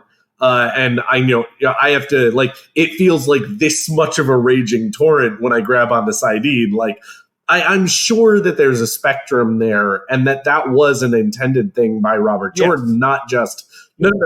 Every single male channeler feels exactly this way every time they touch Sidene, and every female channeler feels exactly this way when they're touching Sidene. Exactly, and you even get situations in which women are linked with men and controlling the flows, and they talk about interacting with Sidene and feeling, feeling the taint, the Dark One's taint, and really, they have that. They talk about that, and they go into depth. Yeah. Well, they don't go into depth, but they do brush that subject, and they talk about it. They say these are the types of experiences that some people have. Yes. And so to go into that second paragraph, when Oren immediately jumps into ability with the different elements, ability with the different flows, he says that men are better with fire and earth, and women are better with air and water. Well, first off, those are general statements. Okay? That's Correct. like saying men are stronger than women. Well, guess what? Men power lifters lift way more than women power lifters. Correct. I don't write the Guinness Book of Records, okay? Don't at me. But when I go and look up the statistics, men power lifters have much higher weights on their records than women power lifters. And it's a significant difference. Correct. I mean, the unfortunate reality of that situation is if you are a biological male, your body produces far higher levels of testosterone than it does estrogen, which is the inverse for women. It is scientifically, biologically proven that testosterone is an extreme augmentation chemical for the building of muscle and breakdown of fat. And people even use testosterone from other animals to boost their muscle building capabilities. Mm-hmm. The point that I want to go to but here in the end, is Josh going to beat a power lifter who's female? No. The answer is obviously not. I'm not going to be. You know what, guys? I'm also, spoiler alert, I'm also not going to beat a girl who's a professional MMA fighter. Promise you, she's going to kick my ass without breaking a sweat. Okay? Hey, let's be honest. I'm not going to go ahead and beat an amateur MMA person because I don't know MMA and I'm not that strong. So we don't even need to go into the professional world to find girls who are stronger than me. And men who could step on a woman because they're actually an MMA fighter, a male MMA fighter, and she is a tiny, super petite, never picked up a weight in her life. Yeah. Again, it just goes both ways. It is more about what you do than how you were born. But in the end, again, on average, based on the chemicals, men are stronger than women based on biology. Sorry, yes, physically strong. That is clear. I meant 100% physically muscle strong. Then when you talk about how the differences in how they, open themselves or seize control of the one power, it's really, I don't remember a time after the taint being cleansed that it's really talked about and delved into if men still have to wrestle control of it as much as they had to. Because you're actually not wrong there. When female channelers talk about the feeling that they have while holding Sidere, their senses are heightened, it's euphoric. Whenever men talk about it, both before the cleansing of Sidene, they talk about it as the same thing, but with this oily, sticky, disgusting film over it that just doesn't make it as enjoyable. But after, the same euphoria that women channelers have been experiencing is the same euphoria and heightened sense that men experience, which is another proving or supporting point, at least, that it's not really two distinct pools of power, that it's the one power. I mean, it's kind of in the name. It's right there in the name. Well, they even talk about women channelers who are, again, linked with men, controlling the flows after saidin is cleansed.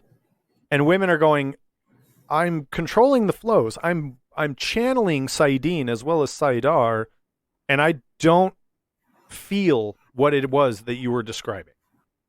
Yeah, they don't have to And fight it. there were a It's just- lot Yes, of people. well, there's actually only one instance, technically, in the books where there are women who are linked with men and using saidin pre it being Yes. cleansed. And it's when they're cleansing saidin. So it's a relatively short amount of time to be able to figure that out. And one of the circles is actually being controlled by the man.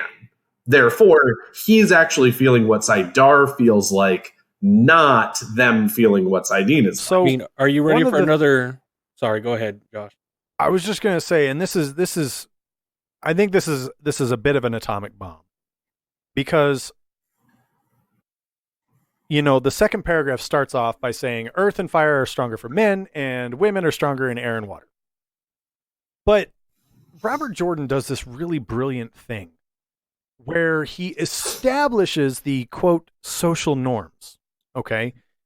It's this way. Women do this, men do this. You know, you're either a farmer or you're a soldier or you're a queen or you're a prince or you're a whatever. He does this really great job with establishing social norms. And this is what you are, and this is what you'll always be. People in the two rivers don't leave the two rivers. Fine. Okay. So then Moraine comes in, and the White Tower, as we've discussed in previous episodes, is lazy. They're complacent. They've gotten to this point where they say, this is the way it is. This is how it is, and this is how it's always going to be. Do they counsel leaders and rulers with wise wisdom? Sure, why not? They've turned back war. They've prevented war. They've done really great things. They really have. And it's a noble, I think overall it's a noble organization, but like all complacent, powerful organizations, they're starting to implode on themselves. Yeah. Well, now that we've established the social norms, now that we've established that men are stronger with earth and fire and women are stronger with water and air, we introduce...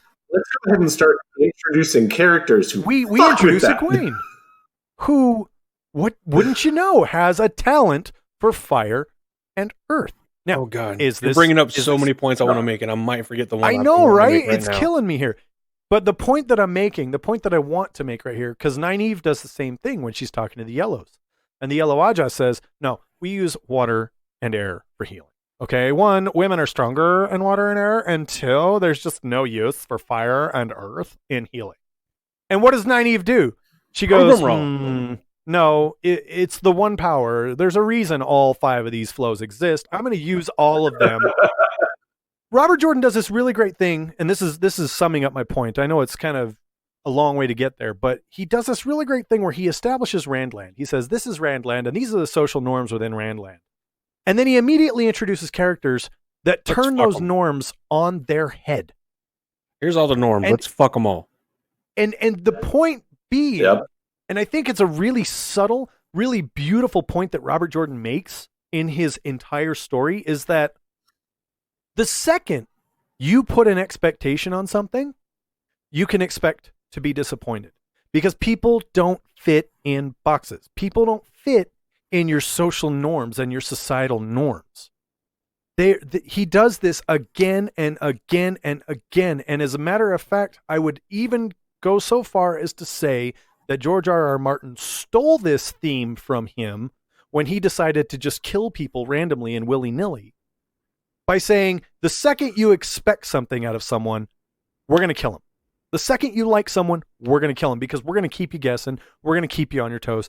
Robert Jordan does the exact same thing in this series, where he says, the second you say it's this way and it has to be this way, I'm going to introduce something that turns that on its head. And that's why I say this article kind of misses the point of the Wheel of Time. See, and here's another point that I have Can an I get issue an with, amen? and oh yeah.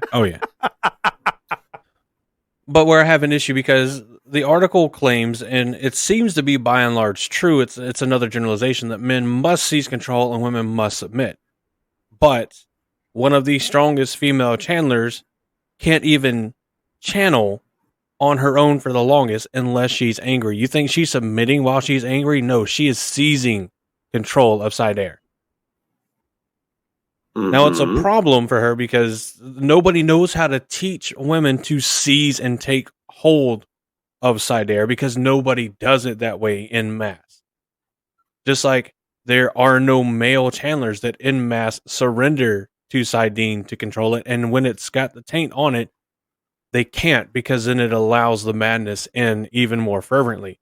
But how many times do we see Rand in absolute pure and utter desperation clawing, trying to get the power, and he basically surrenders to Saidin and is then able to use it because he is so desperate.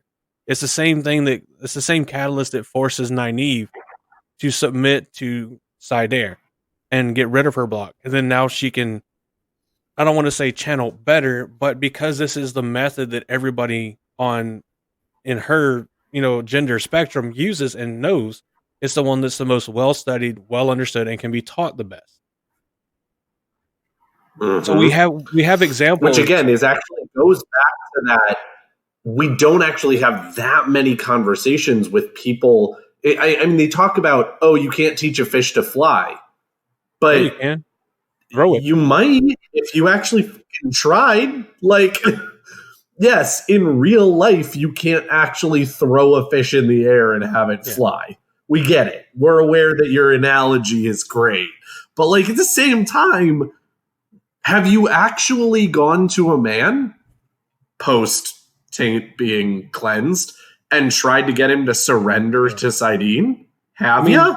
The pure fact of the matter. Well, whose fault? Yeah, the pure fact of the matter is if it took the dominating and controlling aspect, if Saidin and Saidar were true mutually exclusive halves of the one power, then women would not be able to, as easily as they do in the series, control the flows from both sources. Because how are you going to submit to one half of the source and seize and wrestle control from the other and utilize flows from both sides of the one power at the same time? They don't have to. Which I agree. And men don't have to either whenever they take over control of the link of the circle. So it proves that medium through which they gain access to the one power is not truly necessary, and it's not dependent on sex. It's dependent on the traditions, the teachings, and the habits that the male channelers and female channelers have been using forever. And I mean, when we see Rand and a couple others use the true power, which is supposed to be the feeding force for the one power. Exactly. They don't wrestle control of it. They don't submit to it. They just use it. And it's considered an elevated power source because you just use it. Right. You open yourself to it, you allow it in, and you use it. You direct it where you want to go. Now, it is closer to the submitting. Go ahead. Well, I was just going to say, they do say it is much more addictive. And that is very, very dangerous to use that because it's like making the leap from weed to cocaine. Exactly. If you don't have a very strong will, the true source can swallow you in an instant without even thinking. Yeah. So, we just disproven that there is, just like there only sits still in absolutes, the one power doesn't deal in absolutes. It's just a tradition, and it's a known method. We know this works, so we're going to keep doing it this way and keep refining things this way. Well, and they even say that again. A woman cannot teach a man to channel, and a man cannot teach a woman to channel. As well, birds teach fish to fly, and fish teach birds to swim. Indeed. Well, and it's also kind of funny because there are only 3 male channelers out there who actually know how to teach the others. And Rand talks about this being an absolute fight for his life every time he touches Saidin. Taim and Logain kind of walk in and go, I mean, yeah, I have to seize Saidin, but they don't look at their students and go, every time you touch this, you're going to want to die. Like, it doesn't seem like they have nearly the same amount They're of also not problem. schizophrenic. And granted, that might be part of the fact that he is the dragon and the amount that he can touch, the amount of taint he's taking in, all of this different stuff. But at the same time, it does, again, speak to a certain amount of spectrum where we are hearing about the person who has the most difficulty doing this thing, talking about how they do it. And the other person that we actually get the most information out about on the other side is Nynaeve. Oh, yeah. Who has a really hard time. Oh, yeah, because they're like, she's submitting. so much stronger and better. But she still uses the power successfully when she gets to a certain point, which seems counterproductive to the way that most women. I mean, they talk about how much better and stronger she is after she loses her block, but she's been trained to use it that way. All of her training is on the submit to it and control it this way side. Well, and even before that, whenever she can only use it when she was angry, all the Aes Sedai were still like, you're fucking ridiculously strong, and we're just glad that you don't hate us. Well, and we need you to hate us so we can work figured. There's even a section where Varen is sitting with Egwene and Nynaeve and teaching them the opening meditation exercise for opening themselves up to Saidar. And Nynaeve was like, I'm not a rose bush. I'm a blackbriar bush. And Varen says, well, hey, even blackbriar bushes, blossom. They have beautiful white blossoms. And it just kind of goes, oh, okay, this isn't how we're getting there is a method. It's there's no difference in between the flower method and the void method. There really isn't. It's emptying your mind of everything else, focusing on this thing to get your mind blinked and centered and focused on the task at hand. That's the only 100% consistent. Fluke. Yeah. It's a known, persistent, consistent necessity, and the only known, persistent, and consistent necessity for being able to channel is being able to clear your mind and focus on the task at hand. And if you can't focus, you can't do it. The same way Jedis have to use the Force. They got to be able to clear their mind and focus on it. Exactly. Or, like a Nynaeve does, the same way the Sith are trained, use your emotions overload to the point to where it overrides your need to clear your mind and focus. Get really mad, and then you can go ahead and do this. So the next... Stop being a Sith. Stop dealing in absolutes. There you go. I'm sorry. But it's not accurate. Yes. I don't want to call you wrong, but it's not accurate.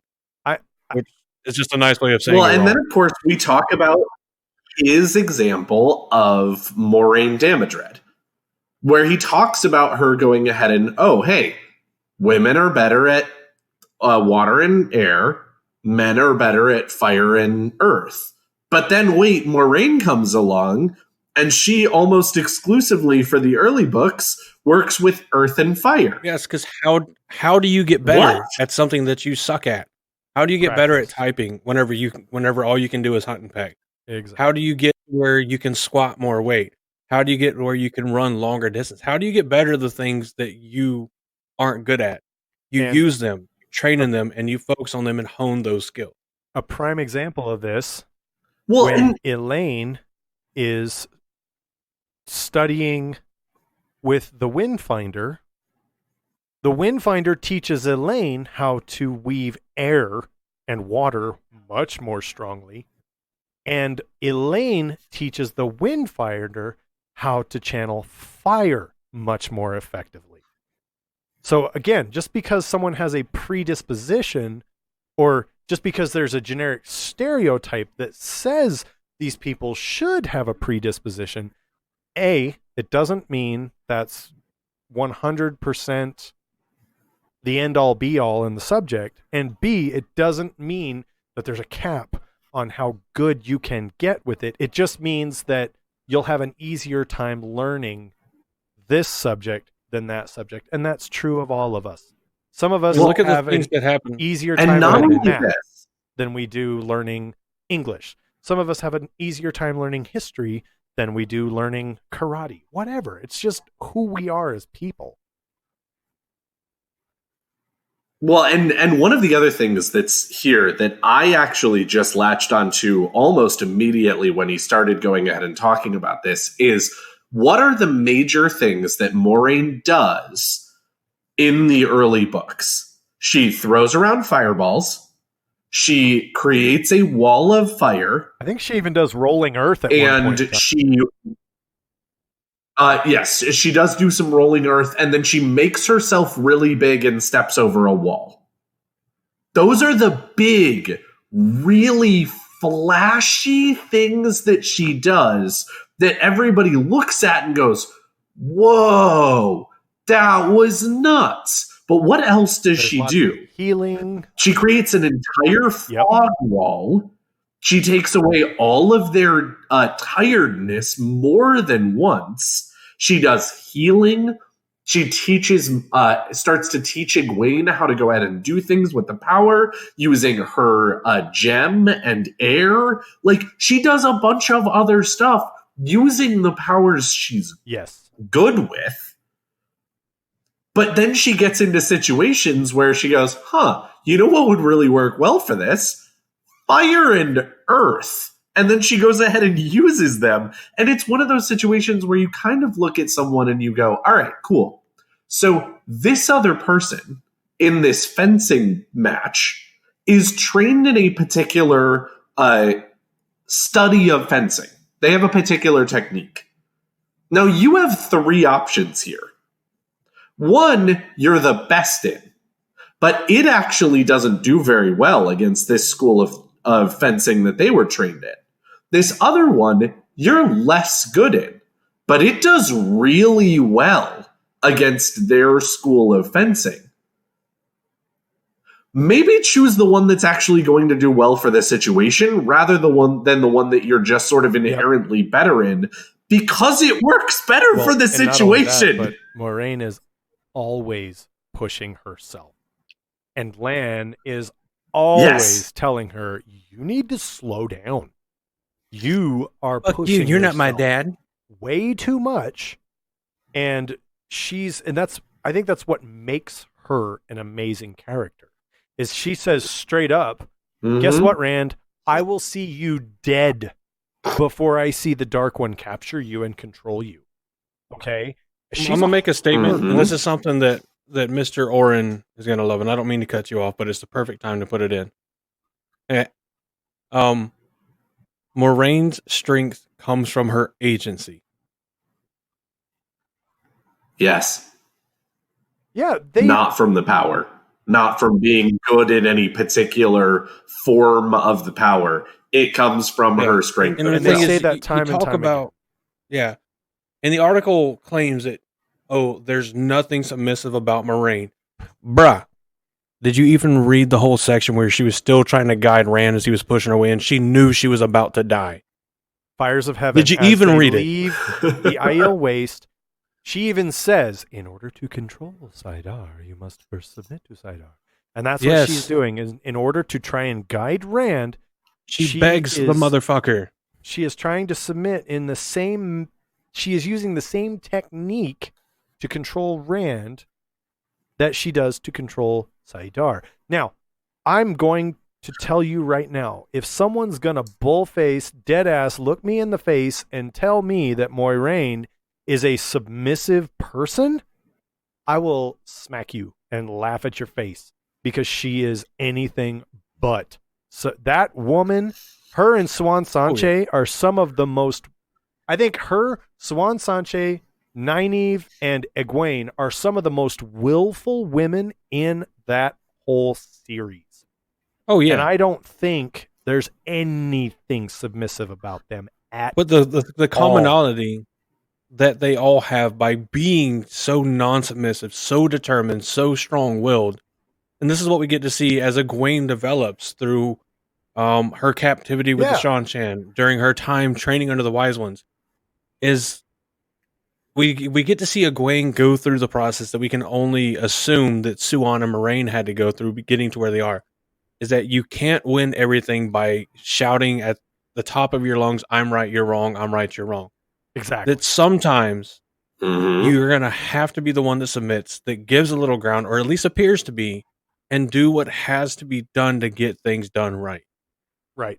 So Well- Moraine is going to be one of those Mhm. people that she sees, okay, there's an apparent, as far as we're being taught, genetic predisposition that I won't be able to wield the earth and fire weaves as strongly as people that I'm probably going to face because, oh yeah, I'm out looking for the Dragon Reborn, who's going to be one of the strongest, if not the strongest, male channelers that we'll ever see. So what I best do to get a better understanding of how earth and fire work, and to be better capable to match not just the Dragon Reborn if I need to either convince him or kill him if he's about to fall to the shadow, like to support them, but to also be able to fight those that are going to come against him, I should probably fucking train. Just like people that suck at running. I suck at running. Do you think I'm getting any better by sitting on my ass talking on a podcast? Exactly. No, I'm not. I would have to get out there and fucking run and run and run and train and train and train. That's what Moraine's doing through the first several books, where it's earth and fire. And I don't think so many people realize how frequently female channelers use earth. How do you think they create the lightning? They channel earth and air. Yeah. And fire, yeah. No, do they? I think it's just earth and air, isn't it? Oh. No, it's fire. There's it's not real fire. Lightning. It doesn't make... Oh, wait, no, to heat up the atmosphere and to cause the imbalance between positive and negative charge. Yeah, you're right. The thing that gets... They even talk in... I'm pretty sure it's in book 3, where there are Aes Sedai who are discussing Egwene, Nynaeve, and Elaine, and they talk about how powerful they are, and they talk about how willful Egwene is, and one of the Aes Sedai makes a comment that a woman's power, a woman's ability to channel is often linked with her personal will, her strength of will. And again, when you start talking about strength of will, you're not talking about a submissive mentality or a submissive attitude. And I'm kind of jumping into the third paragraph where he's talking about it's like that rap song, right? 10% luck, your 20% behavior, skill, 70% concentrated power of will. That's right. 5% pleasure, 50% pain, and 100% reason to remember the name. I love it. I do. It's a damn good song. You shut up. 200%. Because he's giving more than his best. Exactly. You give everything. No, but it is not. That's quitter talk, Daniel, and I will not have that on the Black Tower podcast. Go see Taim for more lessons. No. You just make 100% better. All right, fair point. That's how they measure it off of the VA disability scale. All right, they don't actually add up. 20 and 20 doesn't make 40. It makes more like 29%, which gets rounded to 30. Boom, roasted. So we go into the next paragraph, and he starts talking about how channelers are influenced. Dude, I already jumped I know. But he's talking about how channelers are influenced and their personalities are changed by their channeling abilities. Now, I'm going to go right here and I'm going to say, Oren, I genuinely enjoyed reading this article. I really did. But right here, you're dead wrong. There's absolutely no link in a person's personality and their ability to channel other than what I just described, which is a woman's strength in the power depends on her strength of will. Period. End of story. Now, if I'm wrong, if there's another part of this, if there's another part in the books that describes a link between someone's personality and someone's ability to channel, please call me out, throw my ass to the carpet, and tell me how wrong I am. I would love to hear it. But they never choke me with your knowledge. choke me, daddy. They never once discussed or mommy. How opportunity here. They never discuss that for men. They never discuss a link between personality and ability to channel in men. And I would be don't even see very well, and if you even talk about the Forsaken Asmodean, Samael, and Ravin are three incredibly different people, incredibly different men with incredibly different personalities. And Rand is a fourth example of an incredibly different personality.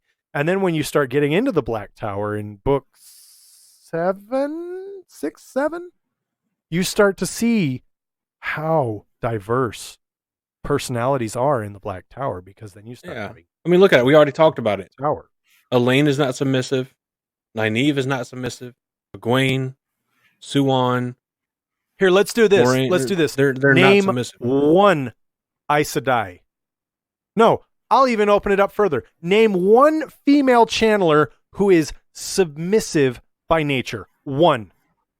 I'll wait. Some of the Browns are not Varen. Apart from Damane. Yeah, but that's Damane foolish. are browbeat. I mean, that wouldn't be fair. I mean, but even Browns are not submissive. I mean, they talk about Varen all the time as being. there's a lot of people that their detached personality and and blah, character blah, blah, blah. better fits submitting to the power. If you're going to try to draw a direct link between personality and not just the way you access the power, but your ability in it. But based on that train of thought, if being a submissive person and Sidair requiring you to submit, the more submissive person you are, the stronger you should be. So why are people like Egwene, Elaine, Avienda, Nynaeve, Swan Sanche, why are they perfect example. so much She's one of the stronger? most powerful women in the tower. Oh yeah, That woman is not submissive. That woman is anything but submissive. I mean, look at Avienda, a born and bred warrior. Hell, if we're It actually stays gonna go ahead on and Avienda, talk oh my god, It stays on power If you level call- with everybody else, like to the point where I don't even remember a point in the books where they really try to peg where she would fit in the power scale, other than to say that at where she stands, she's not as strong as Nynaeve, Elaine, and Egwene, but they have no idea how much latent potential she has because she has been a warrior forever and not using the power. And not only that, but they talk about Cerelia, who can barely channel a spark, but she's one of the most terrifying wise ones in the world. Oh yeah, No, the only. Okay, technically that would actually go with Andrew's point, technically. Because if she's that powerful as a woman and not as Yeah, I a guess you got a point submissive woman, That then it's presumably all she should about be the pretty agency. bad at channeling. That's the consistent And thing here she amongst is. male and female channelers. Their But- strength doesn't depend on, as a woman, how willing you are to submit. It doesn't, as a man, depend on how much of Yes. Sidene that you can take how and wrestle and domineering control, you and are. just, I'm gonna tie everybody up and put them on their face in the bedroom. That's the man I am. It's not. No. It's all about their agency. Rand is at his strongest whenever he's resolved to the fact of either I'm going to win or I'm going to die. Yes. And that's when he pulls out some of the most amazing feats. Like, what book was it where there was the massive Trolloc attack and he started putting out the flower fires that would just like plume up and explode into flowers and rotate and just Oh, destroy fuck. like entire Yeah. fist of Oh, Trollocs at that's one time Right. because his agency surged. He was not willing to I let don't even anybody remember. else die, and he said, "I don't care if I die. I'm doing this. I'm saving them, and if I can't make I'm it to the gonna last take care battle, of these this people can take threat." care of it." Yes. It's all about agency. It's not about who you are as a person. I mean, it is Well, and to okay. the effect of what your will is able to back up and just how strong you're willing to be to get an objective done. It has nothing to do, because Rand, by no means when we meet him is he a dominating character. Hell, he's scared to even talk to Egwene, who everybody knows wants the D, until she sees the world and doesn't want to Yeah, ride pretty the much. dragon's dragon. And sees Gawain. Until Aram, I And all mean, of a sudden- fucking Perrin tried to keep that bastard away, but I can't say bastard. Aram's actually just poor, Yeah. misunderstood youth, but that's not this topic.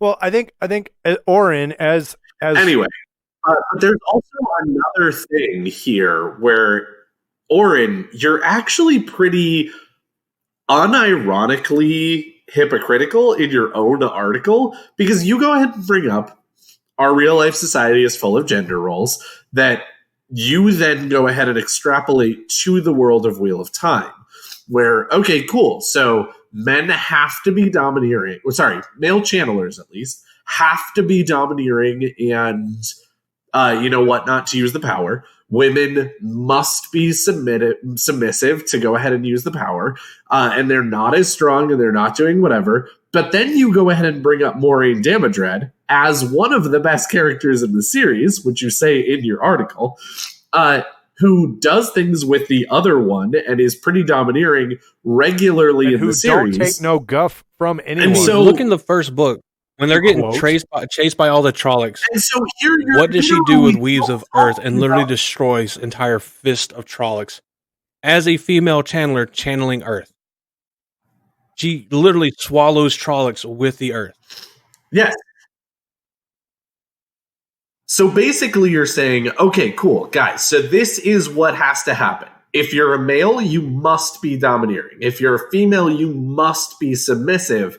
And then you, in your own article, bring up a situation where there's at least one character. Shatters those gender norms. Who isn't that way. Absolutely shatters those gender norms.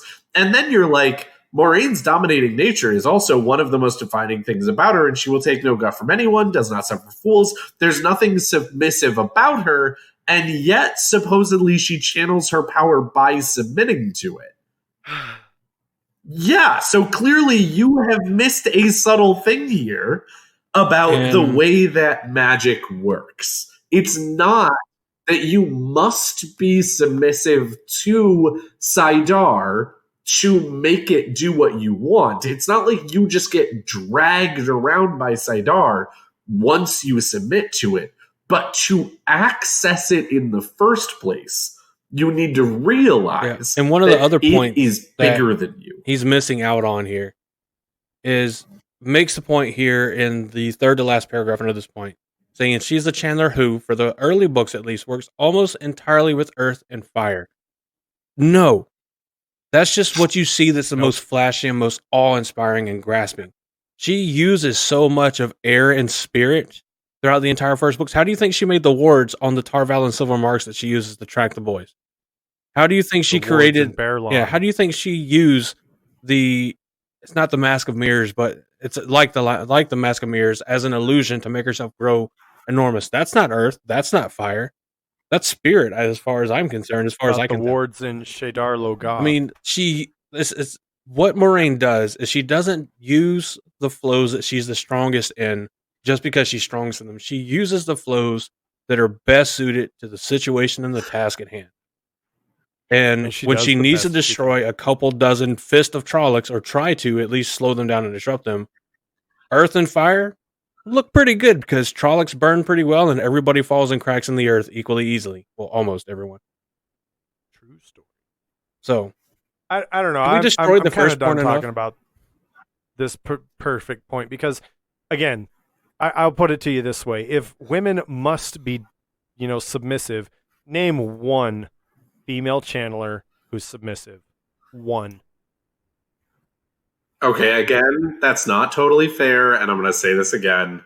Two things about that. Number one, I'm pretty sure there are plenty of female channelers who are submissive. Number two, I think that there are actually a number of the ones that we follow aren't terribly submissive, and I think that's more about storytelling. I think it's than more it is about anything else. And so going ahead and just saying there are no female channelers who are submissive, and saying the ones that we see aren't submissive isn't really the same thing. And it's not really a fair thing. Oh, I got you, Josh. Hold on. Well, if you can't name me one, then obviously, here's what I think. Point Josh does that make sense? And this is at least how it's sounding to me. Talking about female channelers where their predominant character trait is submissive. We don't see it, and in fact, the way Aes Sedai training goes beyond wielding the female half of the one power is not conducive to being a submissive person. It, in fact, if anything, is conducive to being a very neutral person, a very logic-oriented, tactful person. Which, I mean, that fails so many times. We can count more fails in that form of training than we can count in issues we may or may not have with this article. the most submissive woman in the tower is still enough to make any king or queen come to heel. And I will die on that hill. Okay, Based on training, I would agree. Okay, Josh, you're gonna die because in the end, that is not about personality. That's about name recognition, and that's again not totally fair because if you have hundreds of incredibly non-submissive women casting their will onto other people, even if you are not terribly willful and whatever, and you are actually a relatively submissive personality, you still go ahead and get to say, hey, king, you're being summoned to the White Tower. And he goes, oh yeah, the Aes Sedai want me? I'm going to the White Tower. It doesn't actually mean that you, a single entity, are saying that. And so again, I'm trying to say that in Wheel of Time, it is actually definitely a situation where people who actually go through the training in the White Tower, that actually does weed out a lot of submissive people who don't end up making it through because they actually submit in some ways to their personality and can't finish the training. But in other places like the Windfinders, you actually do see some other people who seem relatively submissive. They're not the leadership of the Windfinders, but they are there. They are through the training. They are whatever. And so again, I think that personality and organization are actually two separate pieces. But, ladies and gentlemen, haven't you missed us for the last 2 weeks, and aren't you happy this is going to be a really nice long episode? Because welcome back to the Black Tower. Welcome to the new year. Love it. Where you get a taste. I love you guys. Things kicking all over 2020 off with some controversy. Indeed. And so now that we've kicked this horse enough. Before we do anything else, sorry, I hate this. But I actually just found out that I have a hard out at 6:30, and that is not something that I knew before. It is something that has happened recently. But I do have a hard out at 6:30, which for me is in 7 minutes. So we are also at 2 hours and 3 minutes. So if you guys want to completely continue to destroy this with the two of you, I have no problem with that whatsoever. Please continue to record. Please continue to have a good time. If you guys want to table this and keep destroying this point by point in the next 3 episodes, I think now that we've covered the bulk of what's wrong with this article, I think the rest of this is going to be icing on the cake. So I think we could do a part 2 and kind of do this, and maybe even, and of course this will probably all be cut out, but maybe we could even reach out to Mythcreants and say, hey, come on the show. Maybe we can get him as a guest on the show next week. Maybe we could do a part 3 as like a, hey, I would really love that. I would really think that would be fun. Social media expert for the Black Tower podcast, Daniel. You want to see if because if we're gonna, if we're gonna talk shit, we might as well be able to bring the person who's making these points on and say, hey, yes, look, we really don't hate you guys. We really think you guys are awesome. We just want to talk about it. We want to know how you came to these conclusions and what you think about our minds. And hey, for those of you that are listening, because I'm not going to cut any of this out because I think it's good for people to hear. Oh, come on. So for those of you that are listening,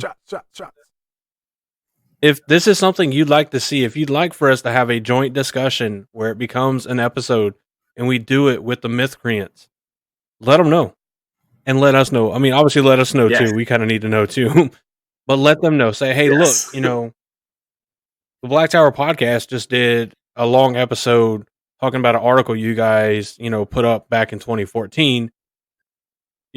Maybe listen to it and decide then, do you want to come on and let's talk about it? because then it looks far less like. I mean, I'm not saying it is one side attacking the other, because that's not what this is. This is not intended to be an attack. Like, for real. I can't stress that enough. That being said, I also don't want to dedicate a bunch of multiple episodes to talking about one article. Well, let's see if we can get also agree. Mr. Oren on the show. I really think that'd be awesome. I think that'd be the best way to wrap this whole series up. However, for now, do we want to end this episode, or do you guys want to keep talking about this for a little while, and I will just bow out? What do you think? I'm leaving it up to you guys. I'm hyped. I'm in the discussion. I'm ready. I'm rearing to keep going. See, but that's the problem. I could keep going too. We could do this for another 4 hours, and I'd be happy. I'd be happy as a pig in shit. Cool. You guys keep going. I will listen to the rest of this, but I will let everybody know that I am bowing out, not because I want to, because I'm also actually on the same level. I mean, to be fair, that's part of the reason why we decided to have a total of 3 hosts. So if one person couldn't make it or needed to leave, boom, we didn't have to stop an episode. So we'll still emotionally blackmail you into making. Bingo. So thank you guys for having me on. I will see all of you and all of our listeners next week. Please have a lovely rest of your discussion. I will 100% listen to it once the episode's dropped, and I will find out what I missed. Make sure you let your hard out person know that they're interfering with the creator's work and the will of the pattern. Lord Dragon is disappointed. Oh, they're aware. But thanks, guys, and I will see you later. And have fun with the rest of this episode. Yeah, Daniel. We'll see you sooner than you expect. Whoa. It is a threat. That's a promise. Good night, man. So, all right, Daniel. I gotta say, I see the point. Now that Daniel's gone, we can talk about it, right? No, I see the point he's making. Now we can get down to the meat. It's a whole lot easier to be confident when your organization is so powerful. Sure, I mean it's nice to be on the winning team, but I mean, I just don't see it. I still think that the most submissive. I could see women still being submissive, but the training being the whole, not so much of a don't be submissive, but if you're a submissive type person, you either need to, 1, overcome that so that you're not a pushover, or 2, learn how to use it so tactfully that everybody sees you as a pushover and very submissive, but you're actually getting your way. Swan even does that in Saladar. When she talks after she's been healed, even before that, when she's still been steeled. I mean, and she uses that in a way that allows her to take advantage of the new hall of the tower, because they think she realizes at some point in time that they're so wrapped up in the power. How much can you channel? How powerful are you? They're so wrapped up in that they don't stop and go, hey, this person is actually really smart. It doesn't matter that they can channel or not. Them to do that. They're really intelligent. They're really fucking smart. Maybe we shouldn't underestimate them. And then every Aes Sedai is like, we can channel, bitch. Get out of here. I can do whatever the hell I want. And Swan's like, yes, you can. Look at me. I'm just a weakling. I can't do anything. What can I possibly do? And she's making them dance on strings, and she is immediately able to attach herself to the new Amarillan. And she does it, but she also has that point where she looks at him and says, they're like, why are you here, child? You can't even channel. You should be cleaning clothes and, know your place in the tower. And she's like, oh, okay, yeah, I should know my place. I guess you guys don't care about the massive network of eyes and ears that I have from being Amarillan. So I'll just go back on my point. And they're like, whoa, no. She's got a point. Let's talk about this. And she's like, oh, now you can talk to me like a human being that's on relatively equal status. Like, exactly.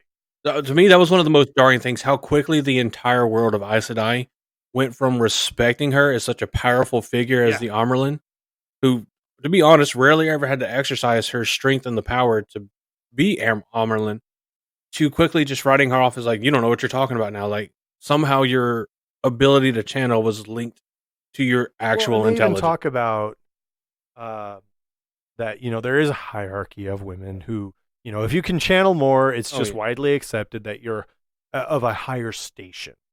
And that's one of those things that Oh, yeah. Swan takes advantage of. People don't listen.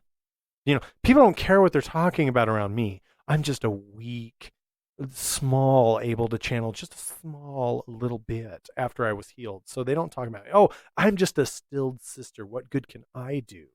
And she uses that as her fuel to propel her forward. And so I feel like It's completely different from what is her name? Leanne, oh yeah. her Yeah, the Keeper of the Chronicles.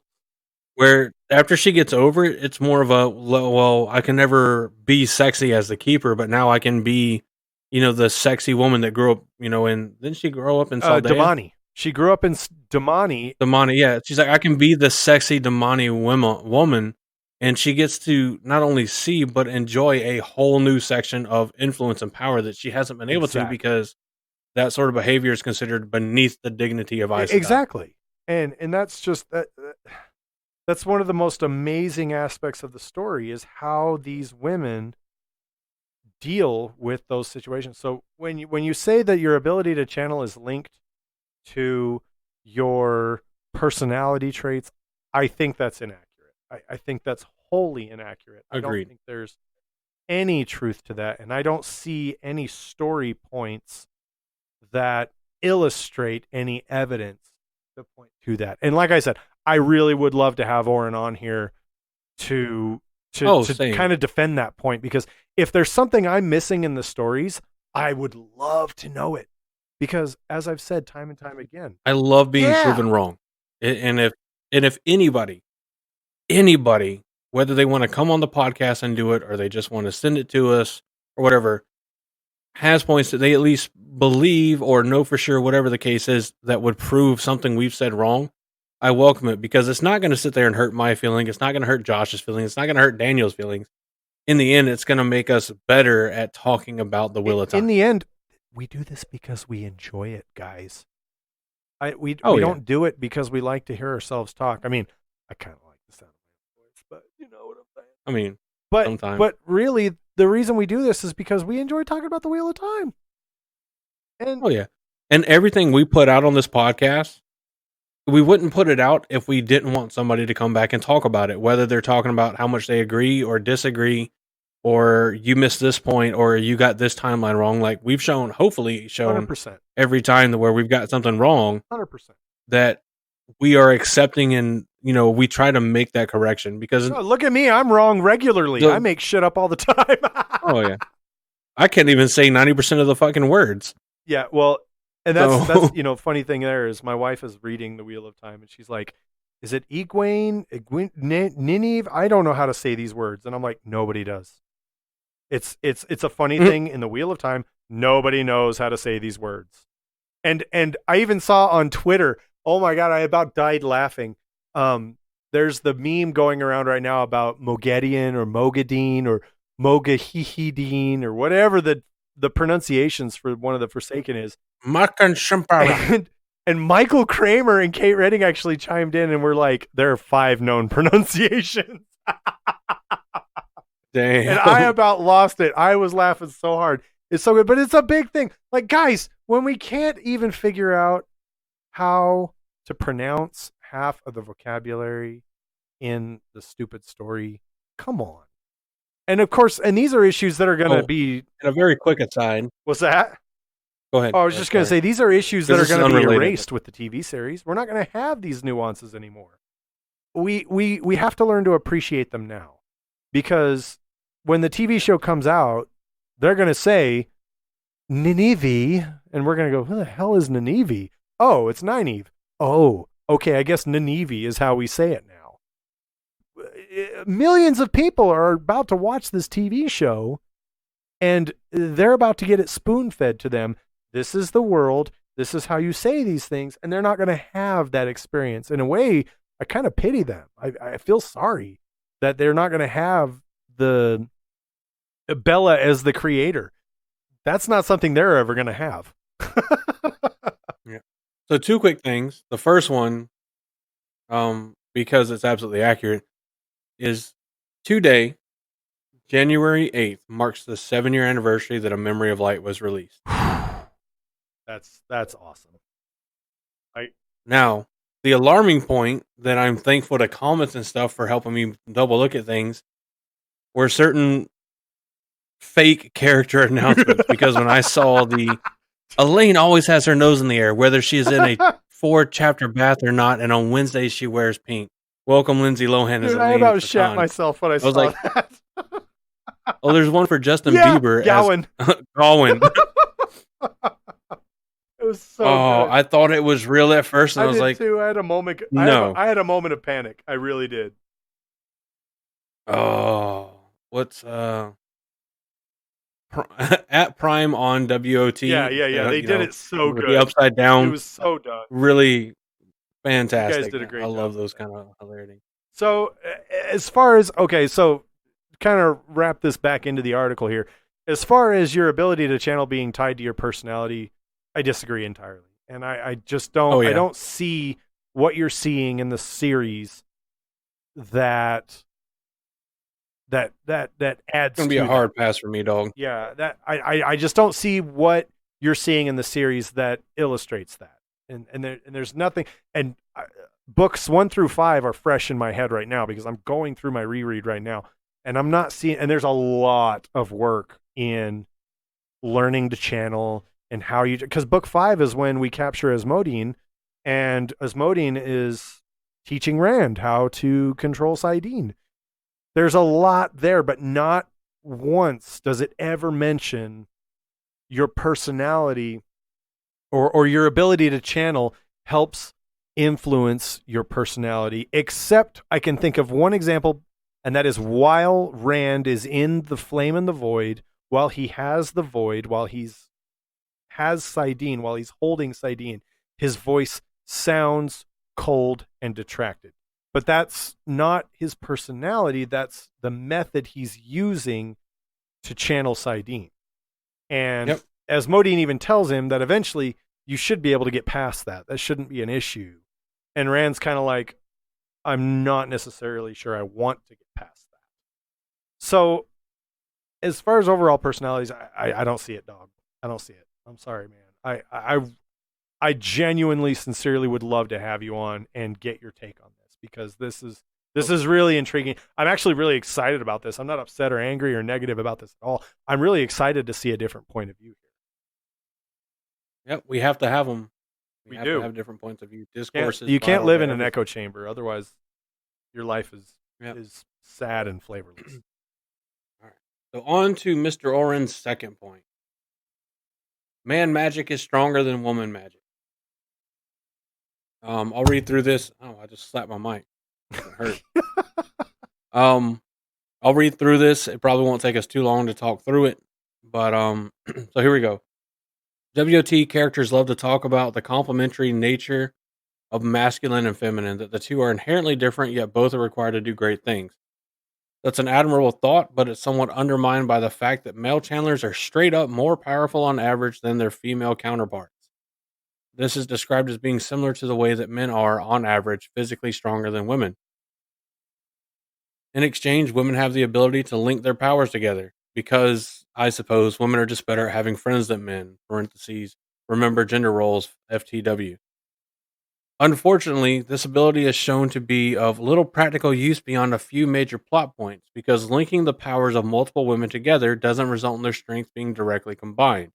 Instead, the leader gets a bonus to her power at the cost of other women in the link not being able to do anything. To put it in gaming terms, 4 women can each cast a 5d6 fireball. Linking them together will result in a single 10d6 fireball. The problem is not hard to spot. To be 100% fair, WOT also makes the claim that women are more deft or dexterous in their power, but after reading 9 books, I could never figure out exactly what that meant. Whatever the author's intent, it's demonstrated over and over again that all other factors being equal, it will take multiple female channelers to match a single male. Any advantage women are supposed to have does not come across. I'm not sure I even need to explain the problem here, but I will anyway. Magic in a fantasy story like WOT is a direct representation of how much a character can affect the world around them through an expression of their will. It goes beyond what is physical and reaches directly into the soul. Tying a character's magical ability directly to their gender in this manner is delivering one message: women are less important than men. While it's true that WT does have women who are stronger channelers than some of the men around them, it's made very clear that these are exceptions to the rule. In a twisted sort of fairness, this is also harmful to men. No man, no matter how good he is with people, no matter how much sense it would make for his character, can link his magic without a woman there to help. Ever. There's no defense for this double dose of sexism. Not only does it continue the trend of gender roles behind, I think he meant being, but wrote behind enforced by WT's very laws of physics, but it puts women firmly in the secondary role to men. This is a real problem that women face in many places here on Earth, and celebrating it as the natural way of things is just wrong. Interestingly enough, when Wizards of the Coast adopted WT as a role-playing game, they left out the idea that men were stronger channelers than women. I wonder why, with a question mark. Again, because I can't stand to not go ahead and address this right now. You're comparing magic with the laws of physics. I'll say it again. You're comparing magic with the laws of physics. Yep. I'll say it a third time. You're comparing magic with the laws of physics. Does it sound dumb enough yet? I actually got into this with someone recently over Star Wars: The Rise of Skywalker. And I am going to say this because it is not technically spoilerific, because we've seen this in previous movies. But the Force link between Ben and Rey, okay? On Octo, when Rey gets splashed with water during the vision, Ben wipes water off of his face. He's like, what the crap? Why am I wet? Okay, so they talk about a matter transfer because their Force link is so powerful that matter is actually transferred across the Force link. Okay? This is, again, shown in The Rise of Skywalker. Now, I had a friend. I haven't seen it. Don't spoil it. I swear to God. No. I'm not gonna. That'll be the last I say about it. Okay. But like I said, I feel comfortable saying that much because in The Last Jedi, there is a transfer of matter, which is the point that I'm trying to get to. The transfer of matter between the Force link. Okay. And they're even able to touch each other. They're even able to like reach out and hold hands almost, except for Luke comes in and cock blocks Ben. But the point being, the objection that my buddy had to this was that you can't do that. You can't transfer matter as energy across a distance of time and space. And I was like, well, first off, you're not transferring it across time and space. You're transferring it across space because it's an instant transfer. And he's going, even so, that's even more impossible. I'm like, okay, first off, it's the Force. You've just removed any physical or physics of any kind from the equation because you've said, ha, magic. We did it because magic. And that's your MacGuffin. That's your escape. That's your get out of jail free card.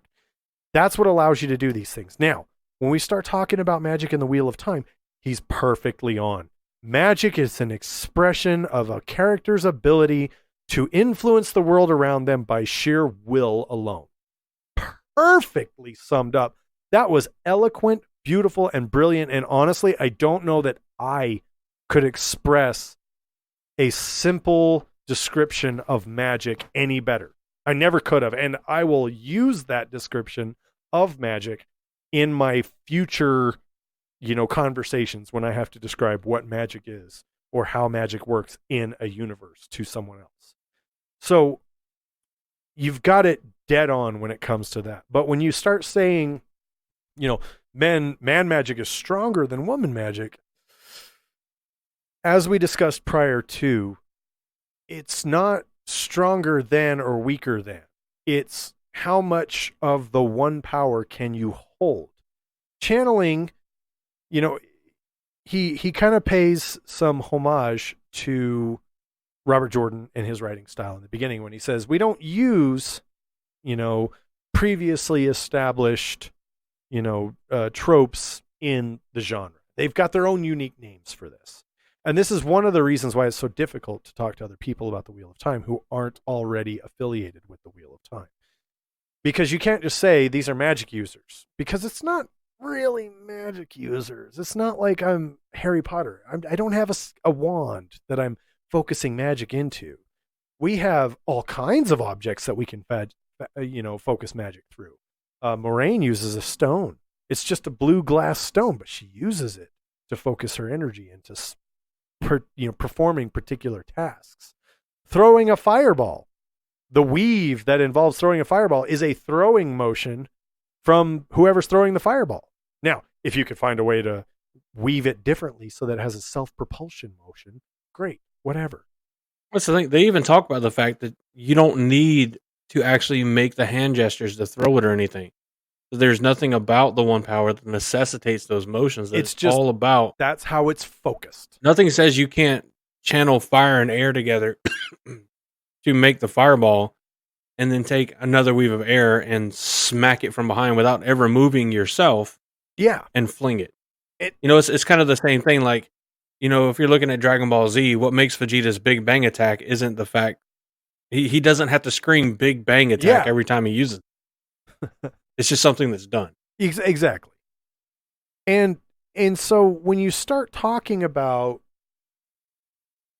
who's more powerful or who's stronger, again, flows of earth are flows of earth. It doesn't matter if it's a woman controlling the flows or a male controlling the flows. The difference, what sets people apart in the power, is the ability of how much of the one power they can hold in a given moment. And there are numerous examples of people holding more of the one power than they know is safe in order to accomplish their goal or what they need to accomplish. And Moraine does this. Oh, and it's not just how much they can hold. It's not just how much they can hold. It's how dexterous they are with what they're trying to do. It's what's their skill level. And now I do know that Asmodean actually tells Rand, historically speaking, men are, can channel more of the one power individually. However, 2 points. One, Asmodean is one of the Forsaken and has been shown time and time again to be misleading or to be holding information back. He just doesn't, he's not the greatest teacher in the world.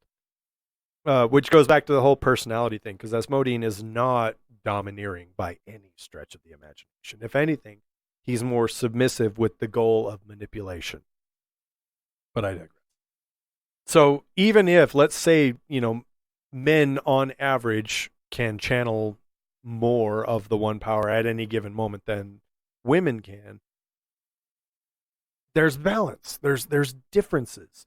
Some can say that women are more empathetic, women are more sympathetic than men are.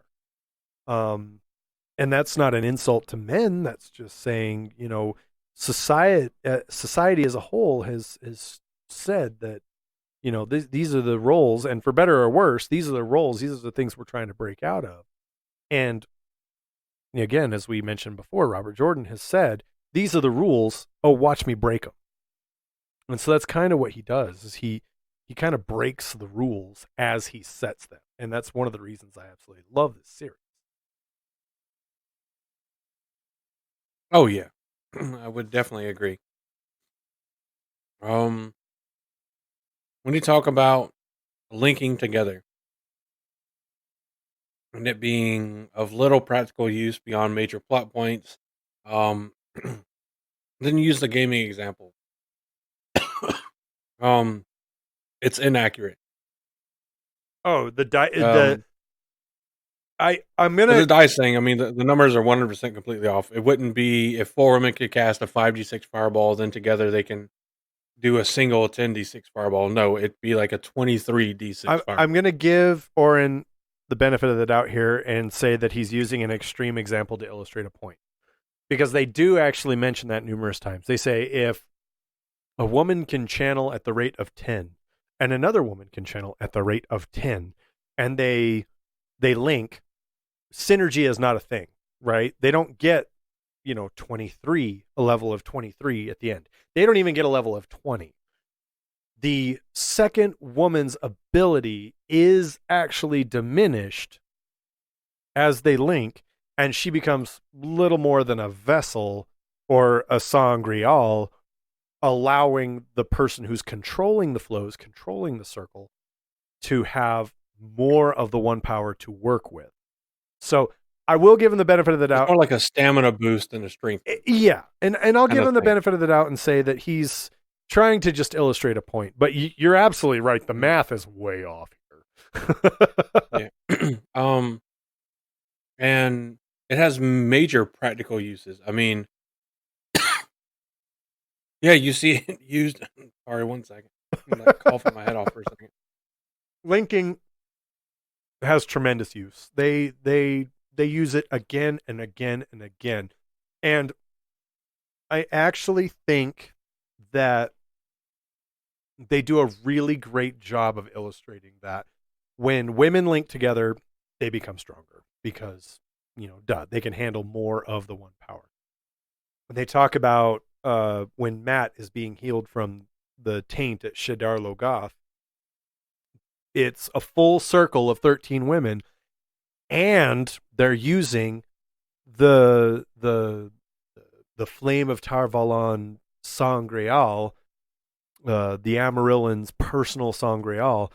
Like, they're weaving a lot of the energy, a lot of the one power. So I see the issue there, and I see the point.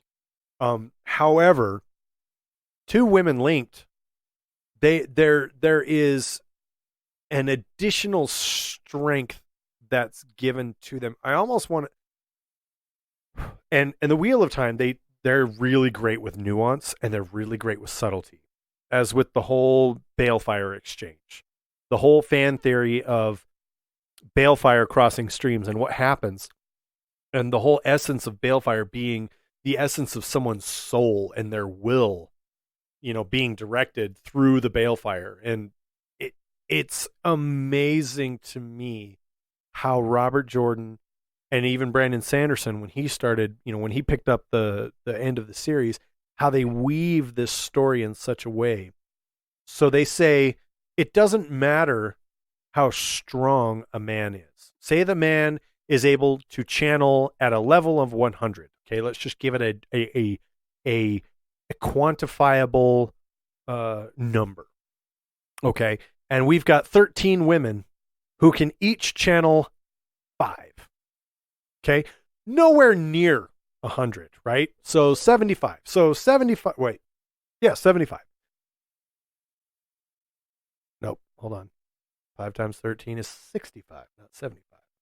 So let's say that, you got a full circle of 13 women who can each channel 5. They can channel at a level of 5. They all link up and they attack this one man who can channel at a level 100. And there is absolutely nothing that man can do to stop them. So when you start talking about, a woman's ability to channel is not necessarily doubled when she links with someone else, blah, blah, blah, blah. My guess would be that there are differences still with people's ability.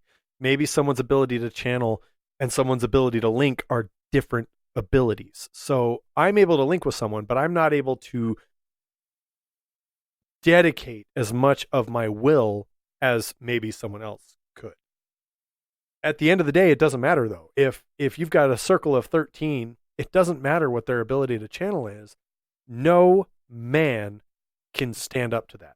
Period. End of story. And as Modine tells Rand this in detail, he says, if a circle of 13 come at you, you're done. Your only chance is to run away. I mean, a good example is the Shanshan attack on the White Tower. Oh, yeah. A grain leaks up with a bunch of novices, a couple accept it. And she sets about trying to repel the Shanshan assault. And we see when it flashes back to her at the end of the assault that everybody that was linked with her is absolutely exhausted, and she's not much better off. She's not Right. as exhausted, but she still is. So the act of linking essentially turns whoever you're linking with into a living, breathing, mobile of their own accord Angreal. Of the same magnitude as, a well, or the little fat Buddha statue with the sword that Rand has a lot.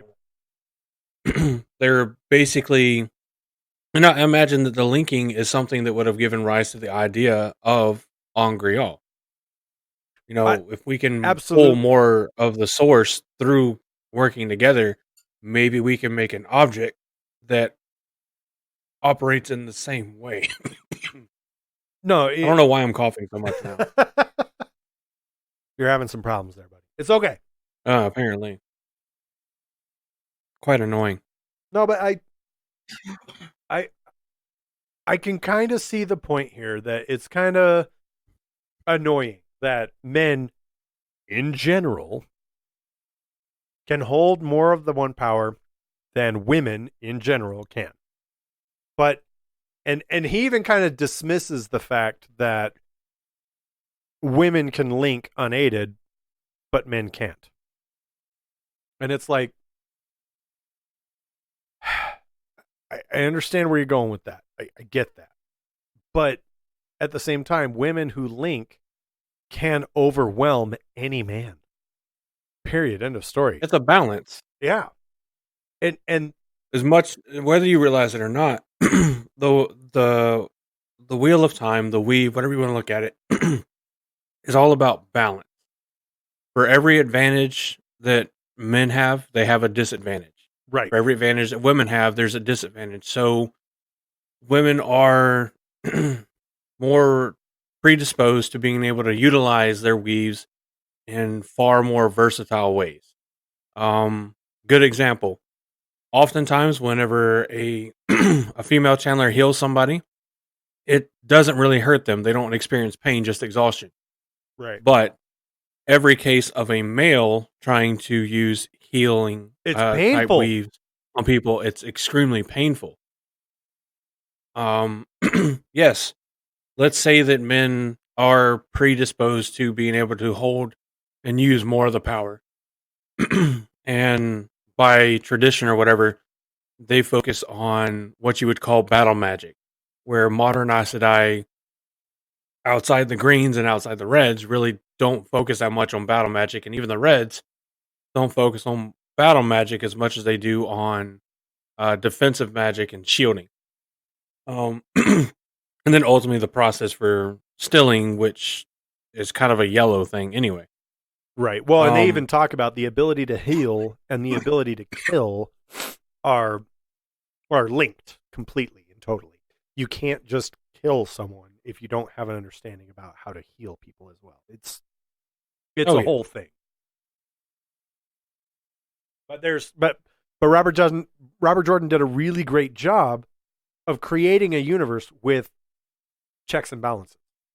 And again, we come to the second point that I really just straight up 100% disagree with. When he talks about, when Oren says, tying a character's magical ability directly to their gender in this manner is delivering one message: women are less important than men. I'm sorry. No, that is not the message. You said you read at least 9 books. Are you sure you read 9 books? Are you sure you read 9 books from the Wheel of Time? Sanche had no ability to channel and was still able to manipulate the hall, the little tower at Saladar, and was able to manipulate them so successfully that she was able to place Egwene on the Amarillan seat and help lead the little tower back and reunite the tower. There's no way they ever would have done that without Swan and Leanne. No way. Oh yeah, I mean, here, let's show you some examples of why that statement is just completely wrong. Who rules Amador or Andor? Sorry. Oh, that's right. It's a queen. who rules an organization that has the most diplomatic and militaristic influence over the entire world singly? A woman. Who comprises that organization? Women. Who Right? controls, at best case, meaning that they don't control more, not control less, 50% of the power in Amon's field, the woman circle. Oh, yeah. The thing is that if you come away from the Wheel of Time feeling that any portion of the Wheel of Time sends a message that women are less important than men, you need to go ahead and reread, because Please. the lenses you're reading through has been heavily polluted. You've been fed false information, and it's forcing you to read the series in an inaccurate manner. Because It really is. when you look at the series, there, if anything, it's the opposite. If anything. It's true. And even I don't think that's true. Even I don't think that it's true that men are less important than women in the series. I think it's far closer to equality. Well, I mean, look at the agency that the women have. No one penalizes Domani women for, being these, somewhat sexualized and free and open with their sexuality yeah. as they are. No one shames the Saldeans for dancing the Sasara. I have friends. I have IL friends culture. in real life who will look at this and say, we need to stop criticizing sex workers and start protecting them in order to maintain their professions. Now, Domani women, they're not all prostitutes. Okay, I'm not saying they are. Oh, yeah. But Gareth Bryn even says, Domani women never promise half as much as you think they do, and they give you even less.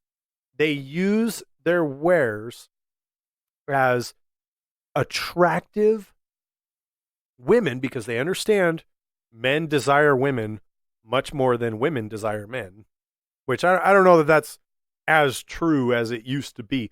But, it's a manipulation tactic where they can say, yes, I lead you on, I make you think that's the power that they possess. Whether or not you agree with Aldara, where they have the marriage knives? Yeah. I mean, literally, women exercise pure power to the point to where when she pulls out the knife, everyone shuts the fuck up. Right. Oh, and by the way, that's another nation ruled by a queen. Yeah. Just in case you didn't know. The Shan-Chan, the strongest military power that we see in the entire singular military power. Empress. We see in the entire series. Fortuona. Ruled by women. So, if you've come away from the series with the impression that women are less important than men, let's not even talk about the fact that if women were not present whenever Rand went to fight the Dark One, he would have failed. 2, his soul would have actually died instead of Moradin. 3, they would have never known the extent of the fault in Kalandor. Not to mention the fact that, wait, let's think about this. Who discovers how to heal stilling and gentling? All right, that's a woman. Who rediscovers how to make Quayandar? That's a woman. I will say this, as far as when discovering healing of gentling and stilling, it is Nynaeve. You're absolutely correct, but it was also done by one of the Ashaman. Can't remember the name, but as far as after a conversation with Nynaeve. Well, there you go, exactly. But as far as that's the thing, healing, they could have done it. Healing the madness and removing the Dark One's taint from the minds of the Ashaman. Only Nynaeve ever did it. Only Nynaeve. Yeah. Who was the critical catalyst for the cleansing of Sidene? Women.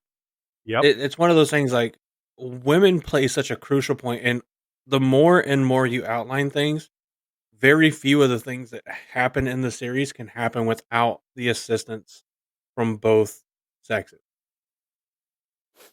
Now, if you just want a bunch of people to show up and throw people through a meat grinder, then okay, yeah, fair point. Men do seem to be better at that, but you also have an entire section of male channelers that they're not trained in diplomacy. They're not trained in alternate uses of the weaves. Taim is literally charged with and does nothing but create soldiers, warriors, fighters, not healers, not He even diplomats. discourages anybody that does not have a talent for battle. He ridicules them. He criticizes them. He downright tortures them. I mean, Andrel, Oh yeah. the character of Andrel is insanely gifted at creating portals. At Oh yeah. Waygates. But For traveling, yeah. but he can't. Because he's not by far he's not as strong as a lot of the other Ashaman, but he can create the fucking traveling portals that are larger than anybody else. There is balance in all things.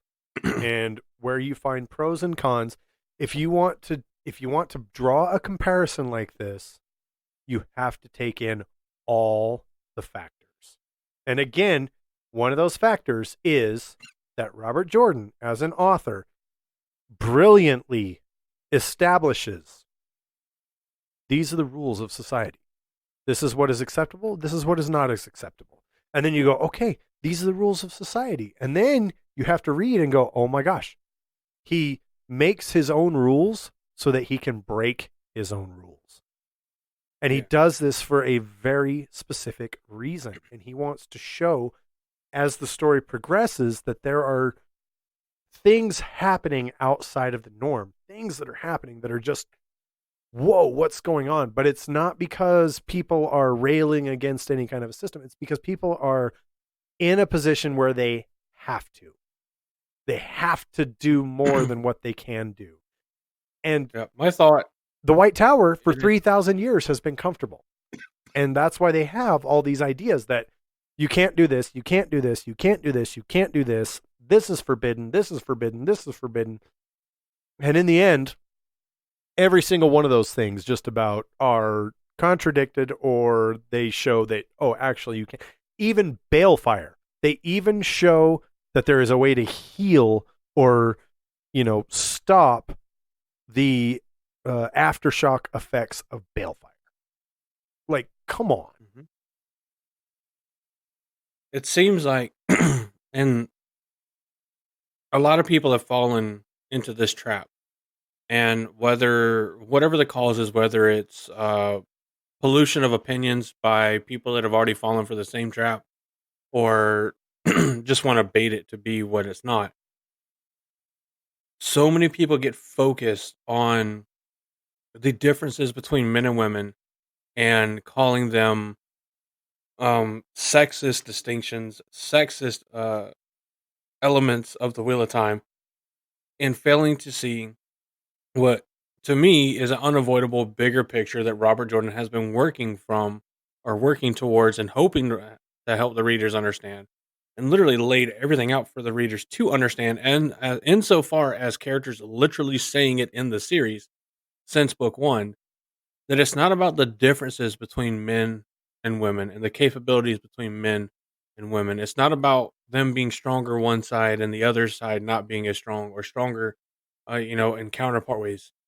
The focus isn't on the differences between men and women and their ability to channel and their attitudes. The focus that Robert Jordan emphasizes from book one on is just how much men and women can do together. Just look at how much is talked about the Age of Legends, an age of pure and utter prosperity with unprecedented technology, abilities, respect for the people that could use magic, and it was only possible because men and women worked together. When did this fail? Whenever the men and women stopped working together. When the men went with when Luce Thayer and Kinslayer, just gonna say that. When he went by himself I say by himself, but whenever he took the 100 companions and led a male-only assault on the Dark One. Yep. Yeah, they sealed him, but he failed. Yeah, well, it took a combination of male and female Aes Sedai to create the Eye of the World, a pool of pure, untainted siding that killed everybody that tried to do it. Yep. Resulting from the failure of a unilateral action by male channelers, because for whatever reason. Maybe there was distrust with the female channelers because it was a female channeler that did most of the work that resulted in the Dark One being freed, and she immediately flipped to the other side. It is It so speculation. yeah, it is so amazing because you nailed it. I totally agree with you. You nailed it so much. There's so many reasons to look at the series and go, oh yeah, the differences between men and women are insurmountable, and it's so stupid that men can do this and women can't. Well, Except they continuously surmount them together. exactly, but women can do things that men Always can't, do this. and it's proven and shown in the story time and time and time and time and time and time again that the greatest, it's even said exactly like this, the greatest feats of the one power were achieved during the Age of Legends using both men and women working together. I mean, that's it. That's the end. That's all there is to it. The greatest feats ever accomplished come when men and women are working together. Or how about I even word this a different way? How about I word this like this? When people are working together harmoniously, they are at their strongest and they can accomplish the most things. That's just how it is. When people work together, we're stronger.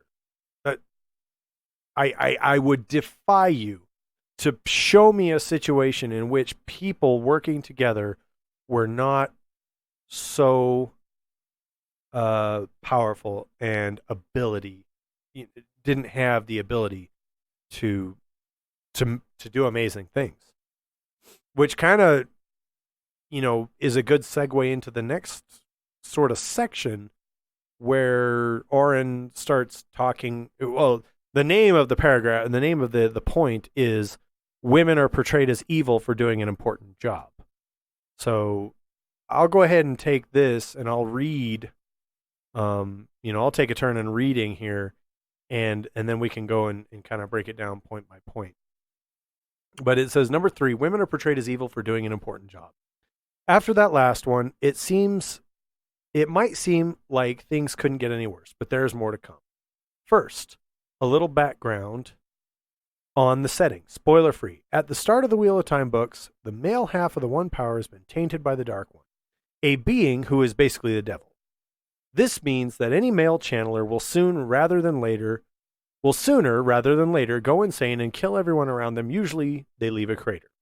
The Red Aja are a group of Aes Sedai, female channelers, tasked with dealing with this terrible situation. Rather than initiating a kill-on-sight policy or something equally draconian, these women go to great pains to capture any male channeler they can find. They then use their own power to remove the man's ability, leaving him alive and no longer in danger of going insane. This might sound like the best possible solution to a terrible problem, but no one else in the series, including the author, seems to think so. The Red Aja are portrayed as a bunch of man-hating she-demons whose only real purpose in life is to make males miserable. They hate and distrust all men, even the warders who are trained exclusively to aid and protect Aes Sedai. Oh, and a lot of them are lesbians, because of course they are. Imagine a story set in the real world, in which the FBI is America's only defense against a group of incredibly wealthy robber barons whose financial schemes will leave the entire country in ruins. Now imagine that every FBI agent in the story is a villainous caricature with an irrational hatred for anyone making more than $100,000 a year. They hound the main character mercilessly for no reason other than his new job has given him a pay raise. Starting to see the problem? The Red Aja perform an essential service, yet they are treated almost universally as evil. How dare they raise a hand against the dangerous madmen that are male channelers? Sometimes the story paints them to be as bad or worse than the Dark One. It would be one thing if few of their members had gotten overly zealous over the long years, but almost the entire group is portrayed this way. They hound and persecute the main character when all he wants to do is save the world, except these mean women won't let him. The man-hating element is so over the top that it would be funny if Wheel of Time wasn't playing it so seriously. The idea that powerful women are all out to oppress and victimize men is something that our own society has yet to shake off. Seeing it writ large in the series is just painful. Choosing to make a large portion of them gay takes a whole affair into the realm of homophobia as well. everyone knows that a lesbianism and man-hating go hand in hand, right? No? Oh. Okay. And that's a good question. What in the good Lord fuck is lesbianism? The act and being of engaging in lesbian I've activity never heard of it identifying as lesbianism. Okay, I'm sorry. Because that moves it.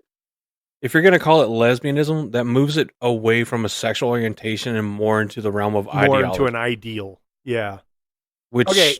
Oren, from everybody that I've ever talked to that is of the lesbian persuasion, one of the best friends I've ever met, because we can both go, me being a heterosexual, cisgender, white, privileged male, as some people would say, we can both go to the bar and check out the same people. Like, it's dope to be able to sit there and like tap, a female on the shoulder and be like, man, she's got a nice ass. I'm going to say I can break this whole thing down into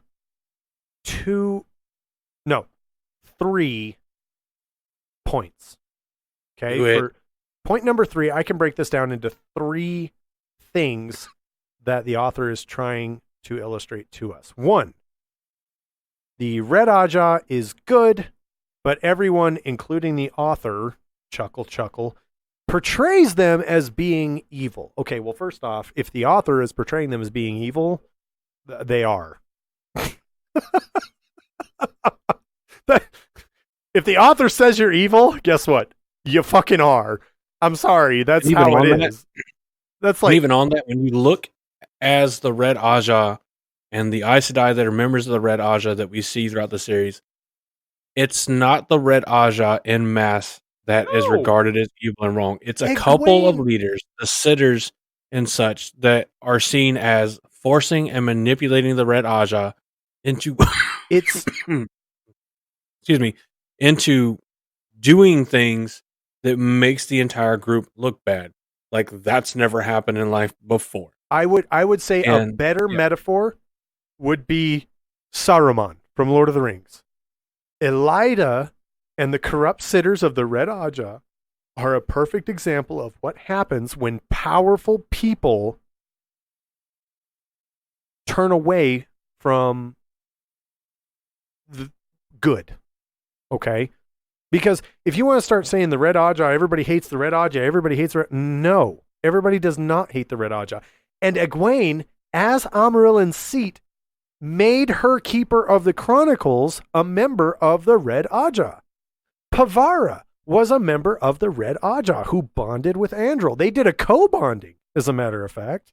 And they were super sweet. Like, there were several Red Aja sisters who go to the Black Tower as scouts to report back to the White Tower on what's going on. But they end up staying there going, this is amazing. You guys are great.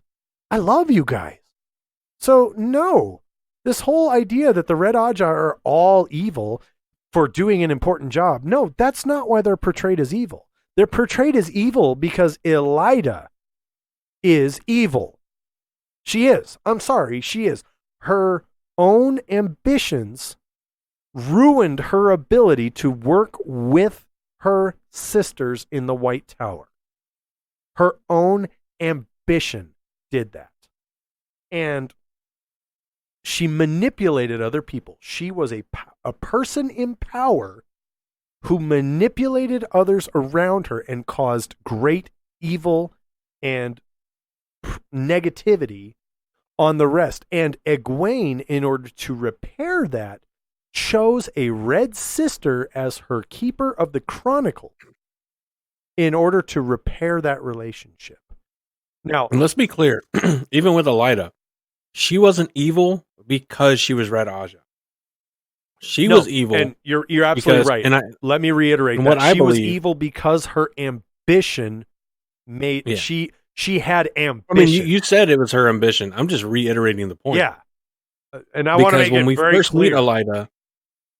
Now, when we first meet Elida, she has been the Aes Sedai advisor and basically right-hand woman to the Queen of Andor for as long as we know. There's no actual timeline really given for how long she has been out of the White Tower and in Andor assisting Queen Morgase.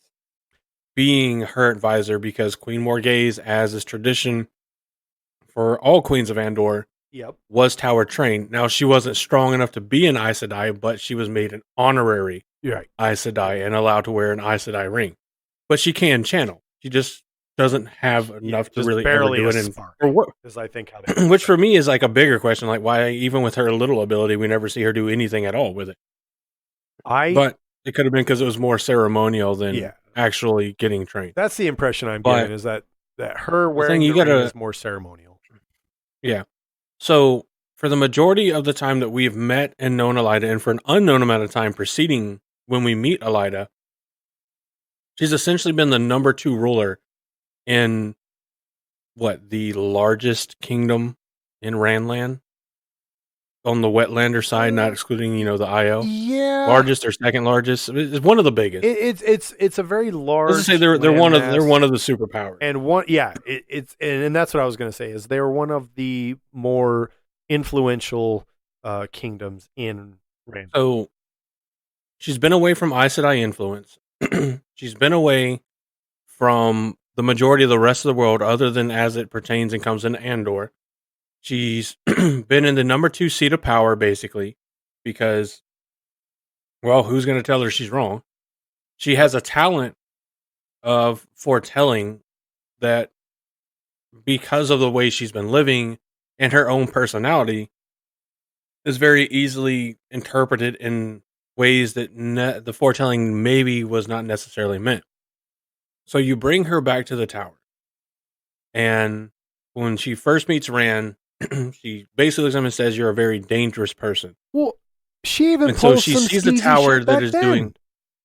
Oh yeah, but you see her take, and she sees a tower that is doing nothing to control who she sees as an imminent danger to life on Earth.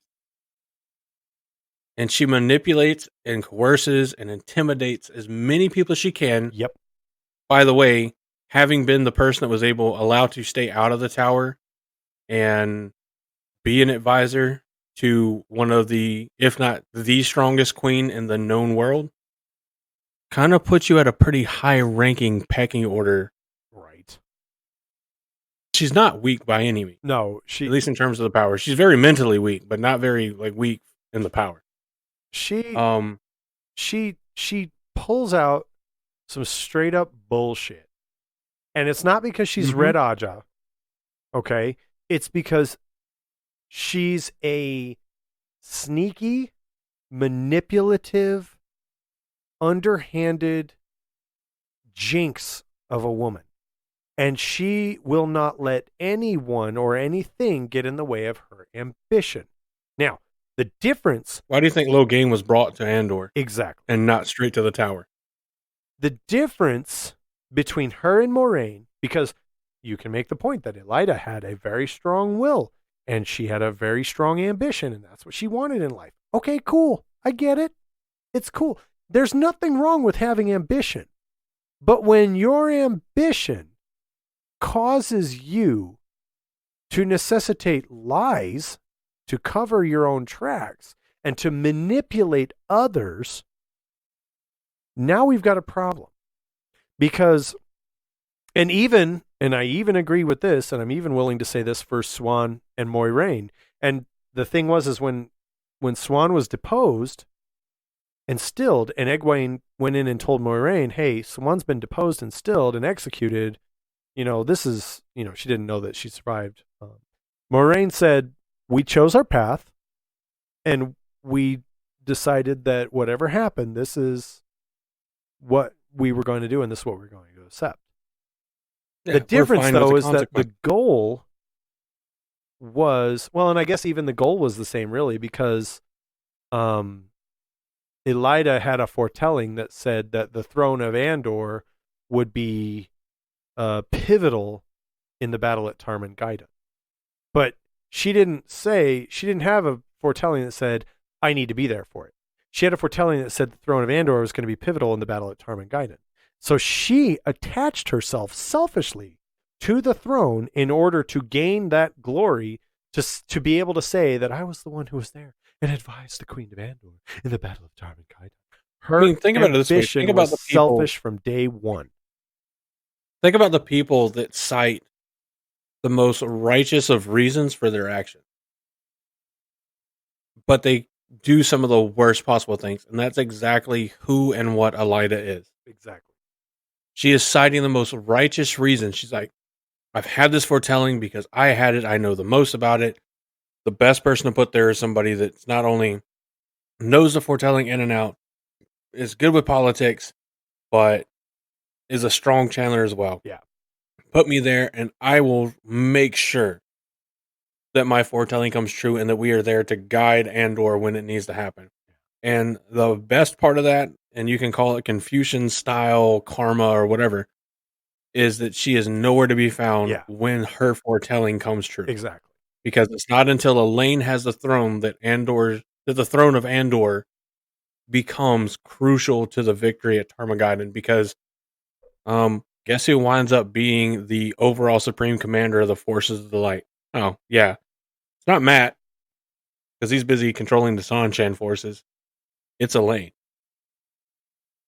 And it's Elaine that coordinates and directs the forces of the light. And it's only because it is her that the forces of the light are able to succeed. I mean, there's a lot more that goes into it. It's a very complicated scenario. It is a very complicated but it situation. would not be possible without Elaine's leadership. And it is a very and as far as the Red Aja goes, boy, that's a mess. It really is, because Oren's right. They do know what I think is really evil about it? They've saved thousands of lives, maybe millions of lives over the years by capturing and gentling men who can channel before they can go insane.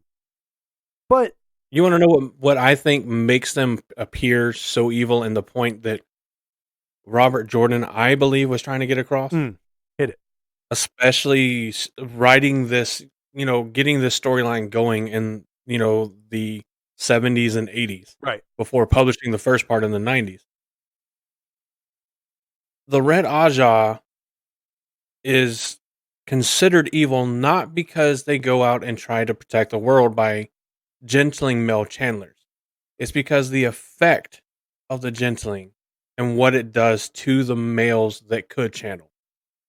Because it 100%, beyond the madness they were already suffering from, destroys their psyche. When you meet and actually get to talk to Logain, he is a man that very openly says, I just want to die. Yeah.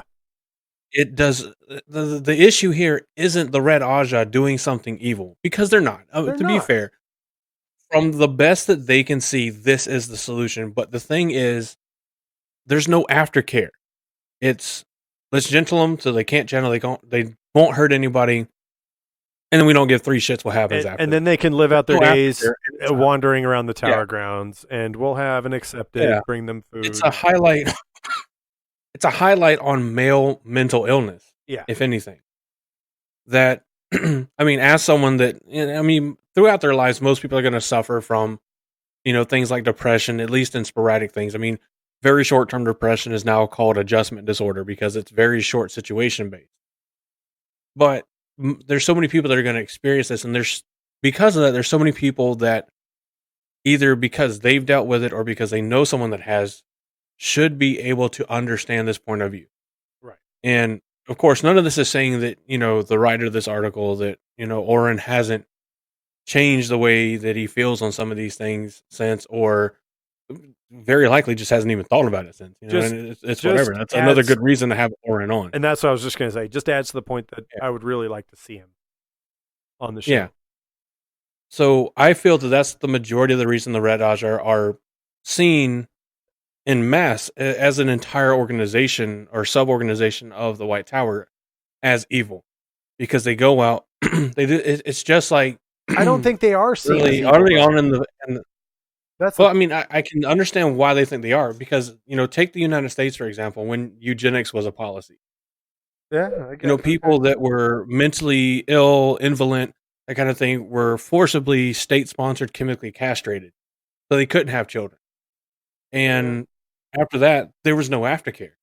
It was, all right, let me tie your tubes, or cut your balls off, or however you want to put it. Let me make you eat these chemicals that are going to destroy your and make you sterile. Yeah.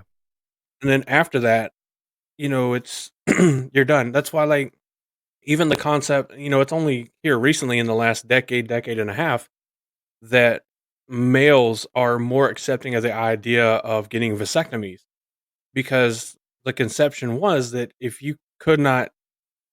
when you bust a nut, if it didn't have a chance to produce life, then you weren't really a man. And yes, it's taken years upon years upon years to get rid of working on the perception of vasectomy, on male mental health, to take and get this done. So whenever I first started seeking treatment for my mental issues in the military, the classes I went to, let's say we had 10 people in the class, there'd be maybe 1 or 2 females. Everybody else was male. Now, that's not necessarily indicative of, male culture. That's more of a military culture thing. But it's just an example that I know. Yeah. There are tons and tons of men that have to deal with these same feelings. I mean, think about it this way. Instead of it being a person, like, let's say that instead of Logain losing his ability to channel, let's look at it as he becomes disabled and can no longer work and provide for himself, much less his family. It's going to result in the same mental illness, the same mental issues. Because the stereotype for men is you have to be the breadwinner. Yeah.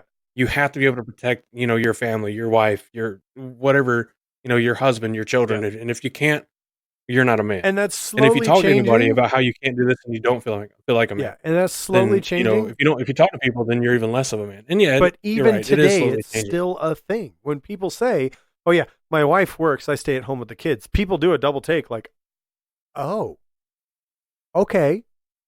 I mean, fewer people are willing to go, "Well, I mean, how do you feel about a woman bringing home the bacon?" Fewer people are willing to do that. Thankfully. And I'd love to stay at home. Dude. Tell me about it. No, but I mean, the stereotype exists. When I say a man who stays at home and a woman who goes to work, the instant thought that to this day that people have is, oh, sure, the woman just has to support the man because he's worthless and won't go out and get a job. And the reason that stereotype exists is because, guess what? Previously, historically speaking, if a woman had to go out and get a job, by and large, it was because the man was sitting at home on his ass and refused to do anything. Now that's being changed, where it's like the woman's like, I've got a career opportunity that will be really great for us.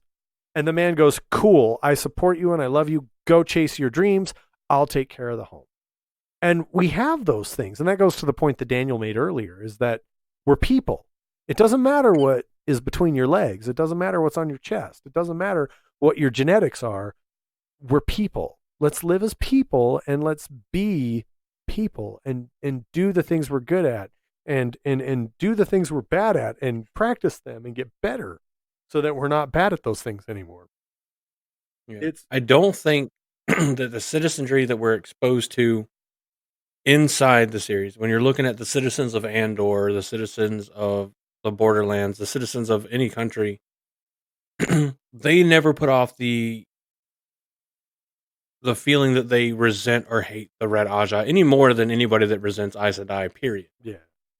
However, because as the readers, we have access to the few examples of Red Aja leaders that are corrupt, that are under the thumb of the Shadow, that are literally being controlled by evil, thus making them do evil things. I was about to say, let's not discount the fact that there is Black Aja that are actively subverting and undermining the White Tower at every chance they can. Alvarin is Black Aja and reports directly to Forsaken, and very shortly after Elaida takes over the Amyrlin seat, Alvarin makes good on all the work she's been doing and forces Elaida into doing things. Yeah. Under direction of the Forsaken. So even then, a lot of these Aes Sedai that wind up doing evil things don't do it because they initially wanted to. It's either because they did truly turn over to the side of the Shadow, or we have people like in Varen's case that it was either I say I'm working with them and gather intel and reveal it at an opportune time, or I die. Yeah. So I agree. I don't see the Red Aja as evil. I see select members of the Red Aja as evil, and I will agree that it is unfortunate that their examples stand out far more because it has a larger impact on our main character. Rand being in the box has an enormous impact on the way that the Red Aja is perceived. But it's not just the Red Aja that does it. Several Ajas.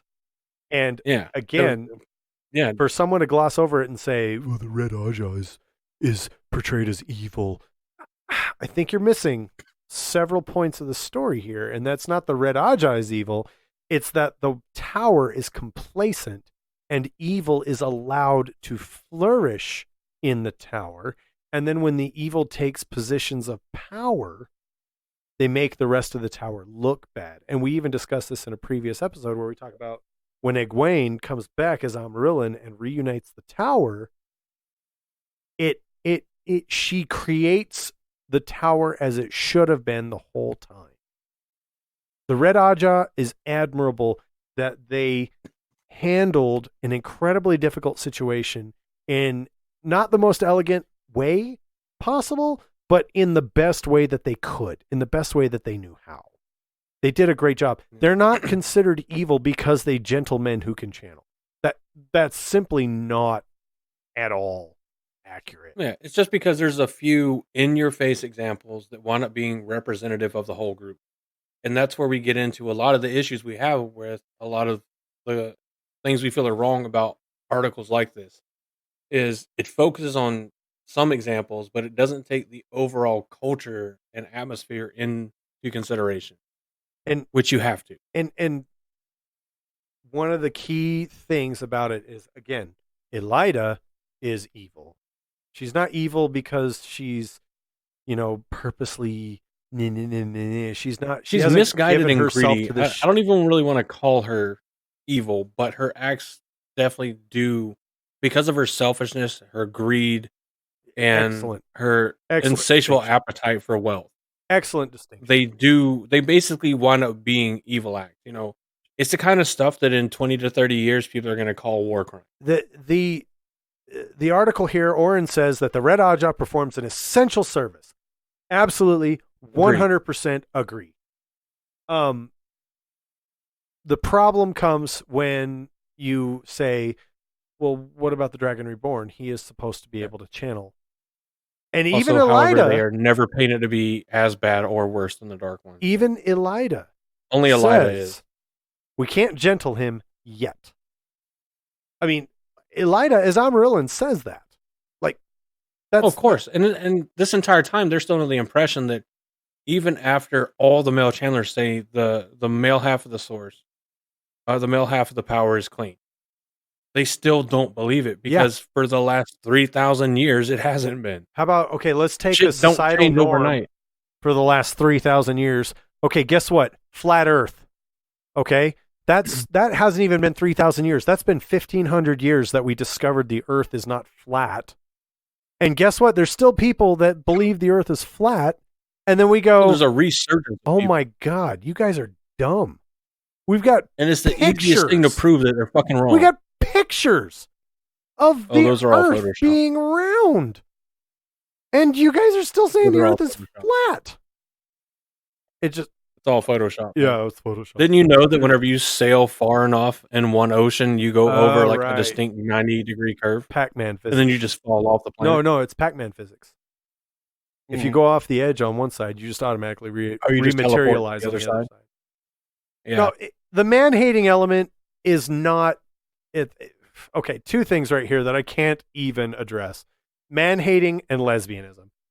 No, there's no man-hate. There's no inherent hate of men. There is inherent fear and distrust of men who can channel. That is a very, very important distinction. And as far as lesbianism goes, they're all over the tower. They're all over the tower. It's not significant to Red Aja. If I even remember correctly, isn't there a passage where Siwan and Moraine talk about being pillow friends? Almost like they used to be pillow. Something like that. I don't know. Probably not. That's probably yet another one of the things that I'm making up out of my head. But come on. Please show me in the books, anybody listening, please show me in the books where it says that the Red Sisters are lesbians. The only passage I can think of is where it's highlighted that the Red Aja has a far lower likelihood of taking on a husband. That's because their entire job is to hunt down men who can channel. And they don't want to get attached to men in case their you're getting upset about are manifest. You're focusing on one group who, if you're gonna go off of the job styles they have, the character traits that they're gonna need to have to be able to do this job, would be the most likely group to be predisposed or most attractive to people that already aren't attracted to men. I think they say that whites, grays, and browns are also Ajas that are prone to not take a warder. Browns are too busy. But you got to look at studying. You got to look at the tower as a whole. You have an entire institution that is top to bottom, left to right, front to center, pick a direction, all female. Yes, they have males on the grounds. There are troops that reside in Tar Valon. There are warders. And it's disproportionate because, if you're going to talk about okay, well, it's not fair that the Reds are all lesbians, then you need to equally address the fact that, okay, well, then it's not fair that it said that if any Aja was predisposed to having multiple warders, it's the green. Because the thing about the warder bond is it's like an unofficial but still official sort of marriage. That's why. And if we're going to talk about that, I mean, again, just like you said, we got to talk about the other side of the coin, right? So, are we saying that greens are the polyamorous side of the tower? I mean, you can't. You got to look at the purpose and the ideology behind each Aja. Yeah, you can't point out a glaring flaw that you perceive in one Aja, and then ignore the rest of the Ajas. By of course, people's dispositions are going to say, "I'm, more attracted to healing. I'm more attracted to politics and activism. I'm more attracted to battle and combat. Come on, that's how everybody is. I'm more attracted to IT. So guess what? I'm a computer nerd for a living. We've got. You must have an anime waifu that's not real because I like computers more. Exactly. There are stereotypes for any demographic in any group. To say that the Reds are all lesbians, and instead of looking at it, what I would say is instead of looking at it as because they're in this category, they are also this. Look at it as they're already, lesbian or perfectly fine with not taking husband or whatever you're looking at, and say because of their pre-existing personality, they would have more reason to be attracted to this section of the tower. If you're already not attracted to men and you're attracted to women, then you're going to be more likely to want to, you're not going to want to go to the Green Aja. Yeah. Where you're going to be expected to take on at least one, if not multiple male warders. Yeah. Why not go to, groups like the Reds who hunt down male channelers, and it's a bunch of strong, independent women that go out and do the job, or to the Browns that value knowledge and sitting at tea and discussing things, or to the Whites that prefer. Not only that, but they say time and time again, "Oh, the Red Aja, they don't take warders. They don't take warders because they hate men so much." Okay, Pavara. Guys, I'm sorry, she was Red Aja, and not only did she take a warder, she took a male channeler. She took an Ashaman as a warder. Okay? Mm-hmm. So, kick rocks. I'm sorry. You're wrong. You're wrong. You're absolutely 100% wrong. Instead of looking at it as they're portrayed one way because they are in this organization, look at the character of the character that you're looking at and see why they would logically choose that. Yeah. Not all the Red Aja are lesbians. No. Not all the Red Aja actually hate men. A lot of them go into the Red Aja because they are concerned about the safety of the world. They believe the biggest threat are unchecked male channelers who will go mad and cause a second break. Not only that, but but they don't want to devote their life They to battle. also believe that it's a kindness. Because Yeah. you guys, I damn near cried when, you're going through the book series and you talk about 10,000 Aiel linking arm in arm and singing to lose Theron Telamon, Yep. trying to gain him back to the light, trying to bring him back to the light, and he kills every And he's so single lost in madness, he one of murders them all. And the last one, I hear he let the last one sing for almost an hour before he destroyed him. Guys, who could live with that? When Ishamael healed Luz Theron and the memory of those atrocities came back, he killed himself. I mean, I couldn't bear to live with the knowledge knowing that thousands of my loved ones and followers were killed in the most brutal way by my own hand. So there are many Reds. Yeah. And that's who literally think they're doing one of the kindness. And they first thing kinda you're are. exposed to. Go ahead, sorry. I mean, like I was saying, like, you're exposed to that side of male mental illness literally first Yeah. thing in the entire series. Now, you don't get the full details of just how bad it was until further on in the series. But it's so bad as it is in the very first pages of the entire series. It's a prologue all about how the man that was supposed to be the savior of the world failed to a degree at his job, allowed in his mind allowed the madness to attack all male Chandlers, sent 100 companions who probably were all pretty decent friends and people that he trusted, thus the 100 companions, to go mad, go wild, cause destruction, literally break the world. And then he sees that he has literally, he earned the name Kinslayer for killing everybody that ever shared a single drop of his blood. And it's, okay, because I know how, I'm going to heal enough of your madness so you realize what you did. And immediately it's not, Oh yeah, it's terrible. oh, well, let me go in a retribution and murder everybody from the shadow. It's, I can't deal with this. I don't know anybody, and just to bring this back full circle, if we were to hold a poll on Twitter of Time right now, I don't think, if it'd be a simple poll of, is the Red Aja evil? I really don't think that the majority of people would vote yes, the Red Aja is evil. And I almost want to do the poll just, maybe we should do it. Maybe we should do the Black Tower poll to call my words, to call me to the carpet and hold me accountable. But I don't think, if we just asked, is the Red Aja evil? I don't think the majority of people would think they were evil. I really don't. I'm working on typing it up now. I think that there are people within the tower who are evil. I think the Red Aja gets a bad name because Elida is stupid and ambitious. And I think there was a previous Amarillan who was red, who was made an example of. But again, when you talk about Egwene studying to be Amarillan, she talks about numerous Amarillans who were foolish, who made foolish decisions, who made bad decisions. It's not just the red. We're not singling the red out because they're evil. They're not. They just aren't. What do you think? The wording, is the Red Aja as an organization evil? Yes or no? I think that's great. Oh shit! I should probably include the at Twitter at Time. The right fucking tags, you know.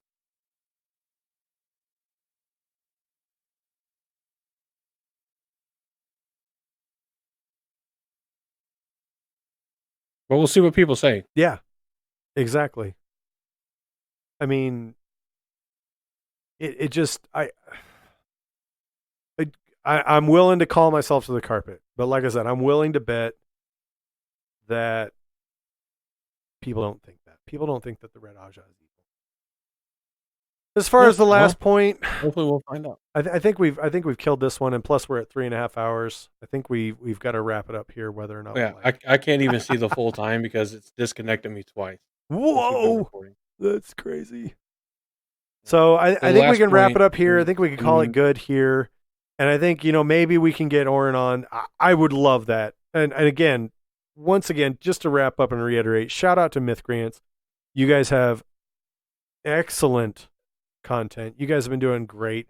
We saw this. We're passionate about the Wheel of Time. You guys are obviously passionate about, fantasy, sci-fi, and this kind of thing. And I would really love to, and if Oren can't make it on there, maybe someone else who loves the Wheel of Time can make it on there. I don't know. I think it'd be awesome to talk to Oren. I don't want to create scenarios in which we are, causing negativity or argument or debate or anything like that. I genuinely would love to talk to someone else about the Wheel of Time because I love talking to people about the Wheel of Time. Oh yeah. To make it abundantly clear, this isn't a clapback or anything against absolutely the Mythcreants podcast or anything. This is a discussion on the point of the thoughts surrounding sexism in the Wheel of Time, and this just happened to be the article that we found that we all agreed on that we wanted to talk about and address. It could have been any article that addresses it anywhere at any time by anybody. This just happened to be the one. Yeah, exactly. And you know what? Maybe this is a great format for future episodes. We go out and find other articles. We break them down. You guys have articles like this, whether it's stuff like this, whether it's theories about what, things meant in the series or what happened after the series, or any articles that you have found that are intriguing that you'd like to hear our point of views on and like to hear us discuss, please send them to us. We've got the Twitter at Tower Podcast. We got the email, blacktowerpod@gmail.com. We got the Black Tower Discord, that there are links to join in on the Podbean. And then of course there's Podbean itself you can contact us on. And most of you guys know our personal Twitters. If not, they're not that hard to find. If you want to message us personally, we love to get this kind of stuff. And we'd love to sit there and be like, hey, there's a couple of viewers or a viewer that sent us this article. And, we agreed that it warranted discussion. Not saying that, anything you send doesn't.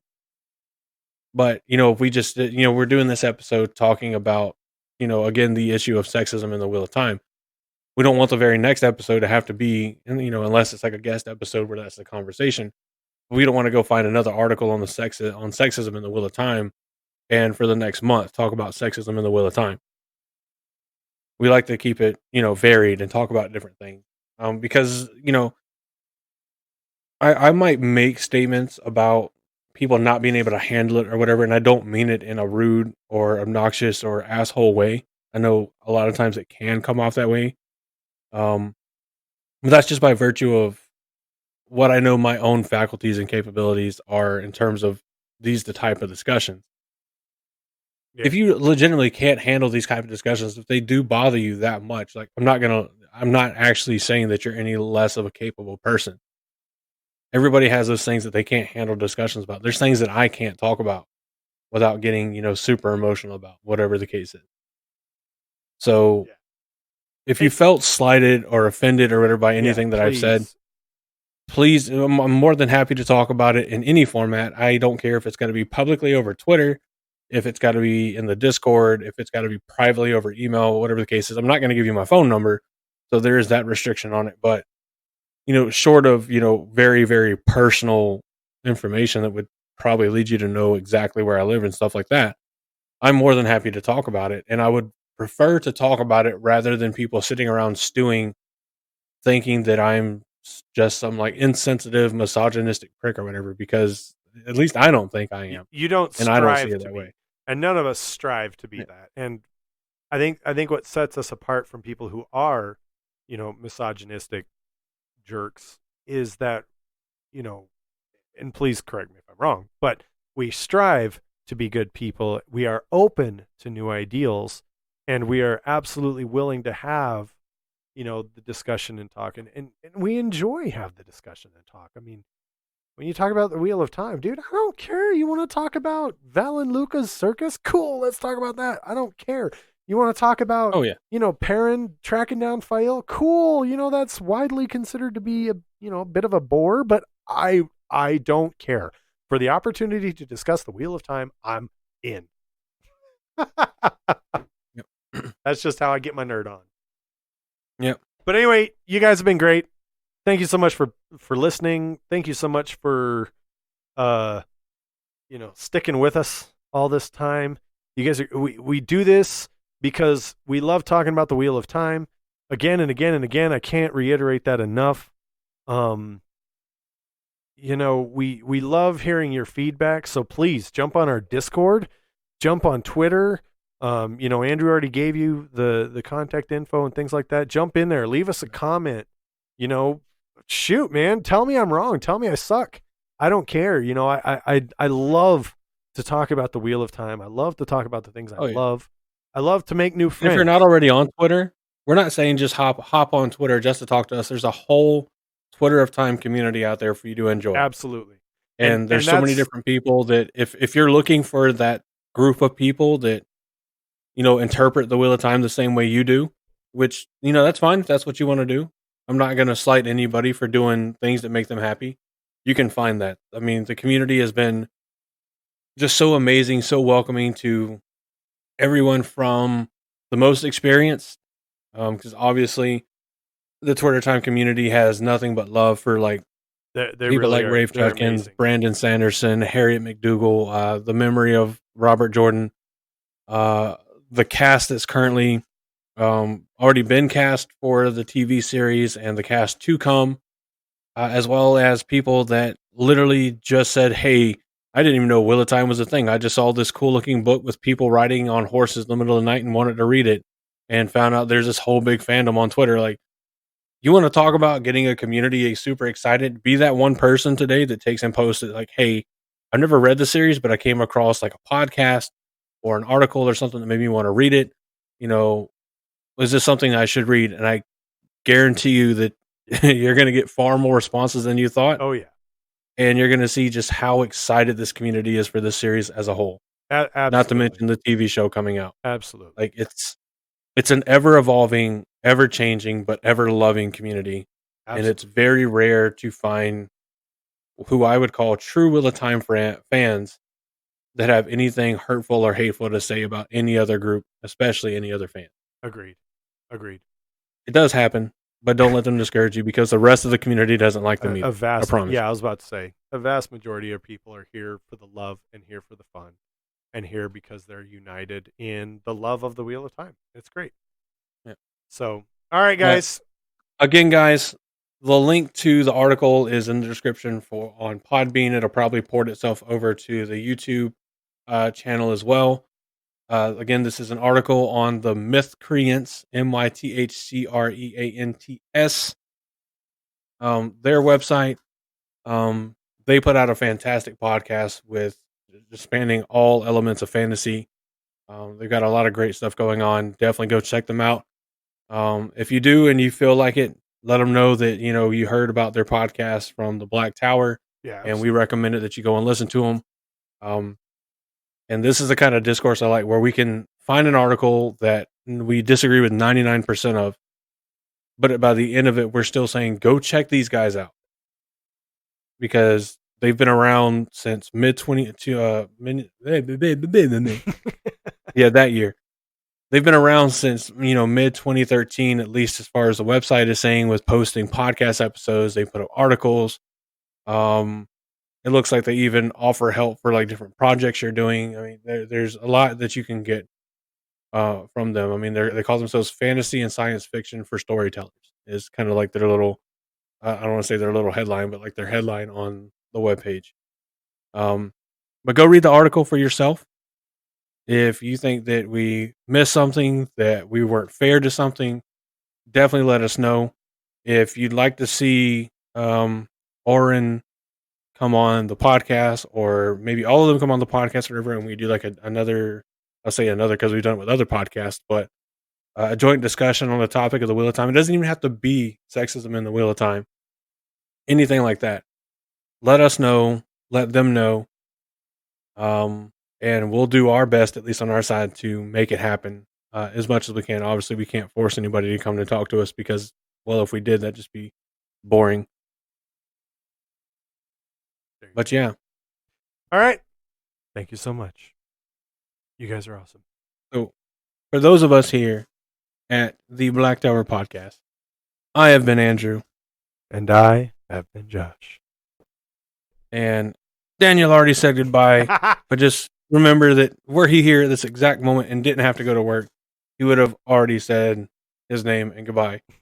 But we look forward to seeing you guys next week. We look forward to seeing you on Twitter, on the Discord, on the Instagram, on whatever facet we see you. And we look forward to talking with you and bringing you hopefully enjoyable content, more content over the coming weeks. And y'all have a fantastic weekend, whenever you're listening to this. And we will see you all next time. All right. Bye-bye.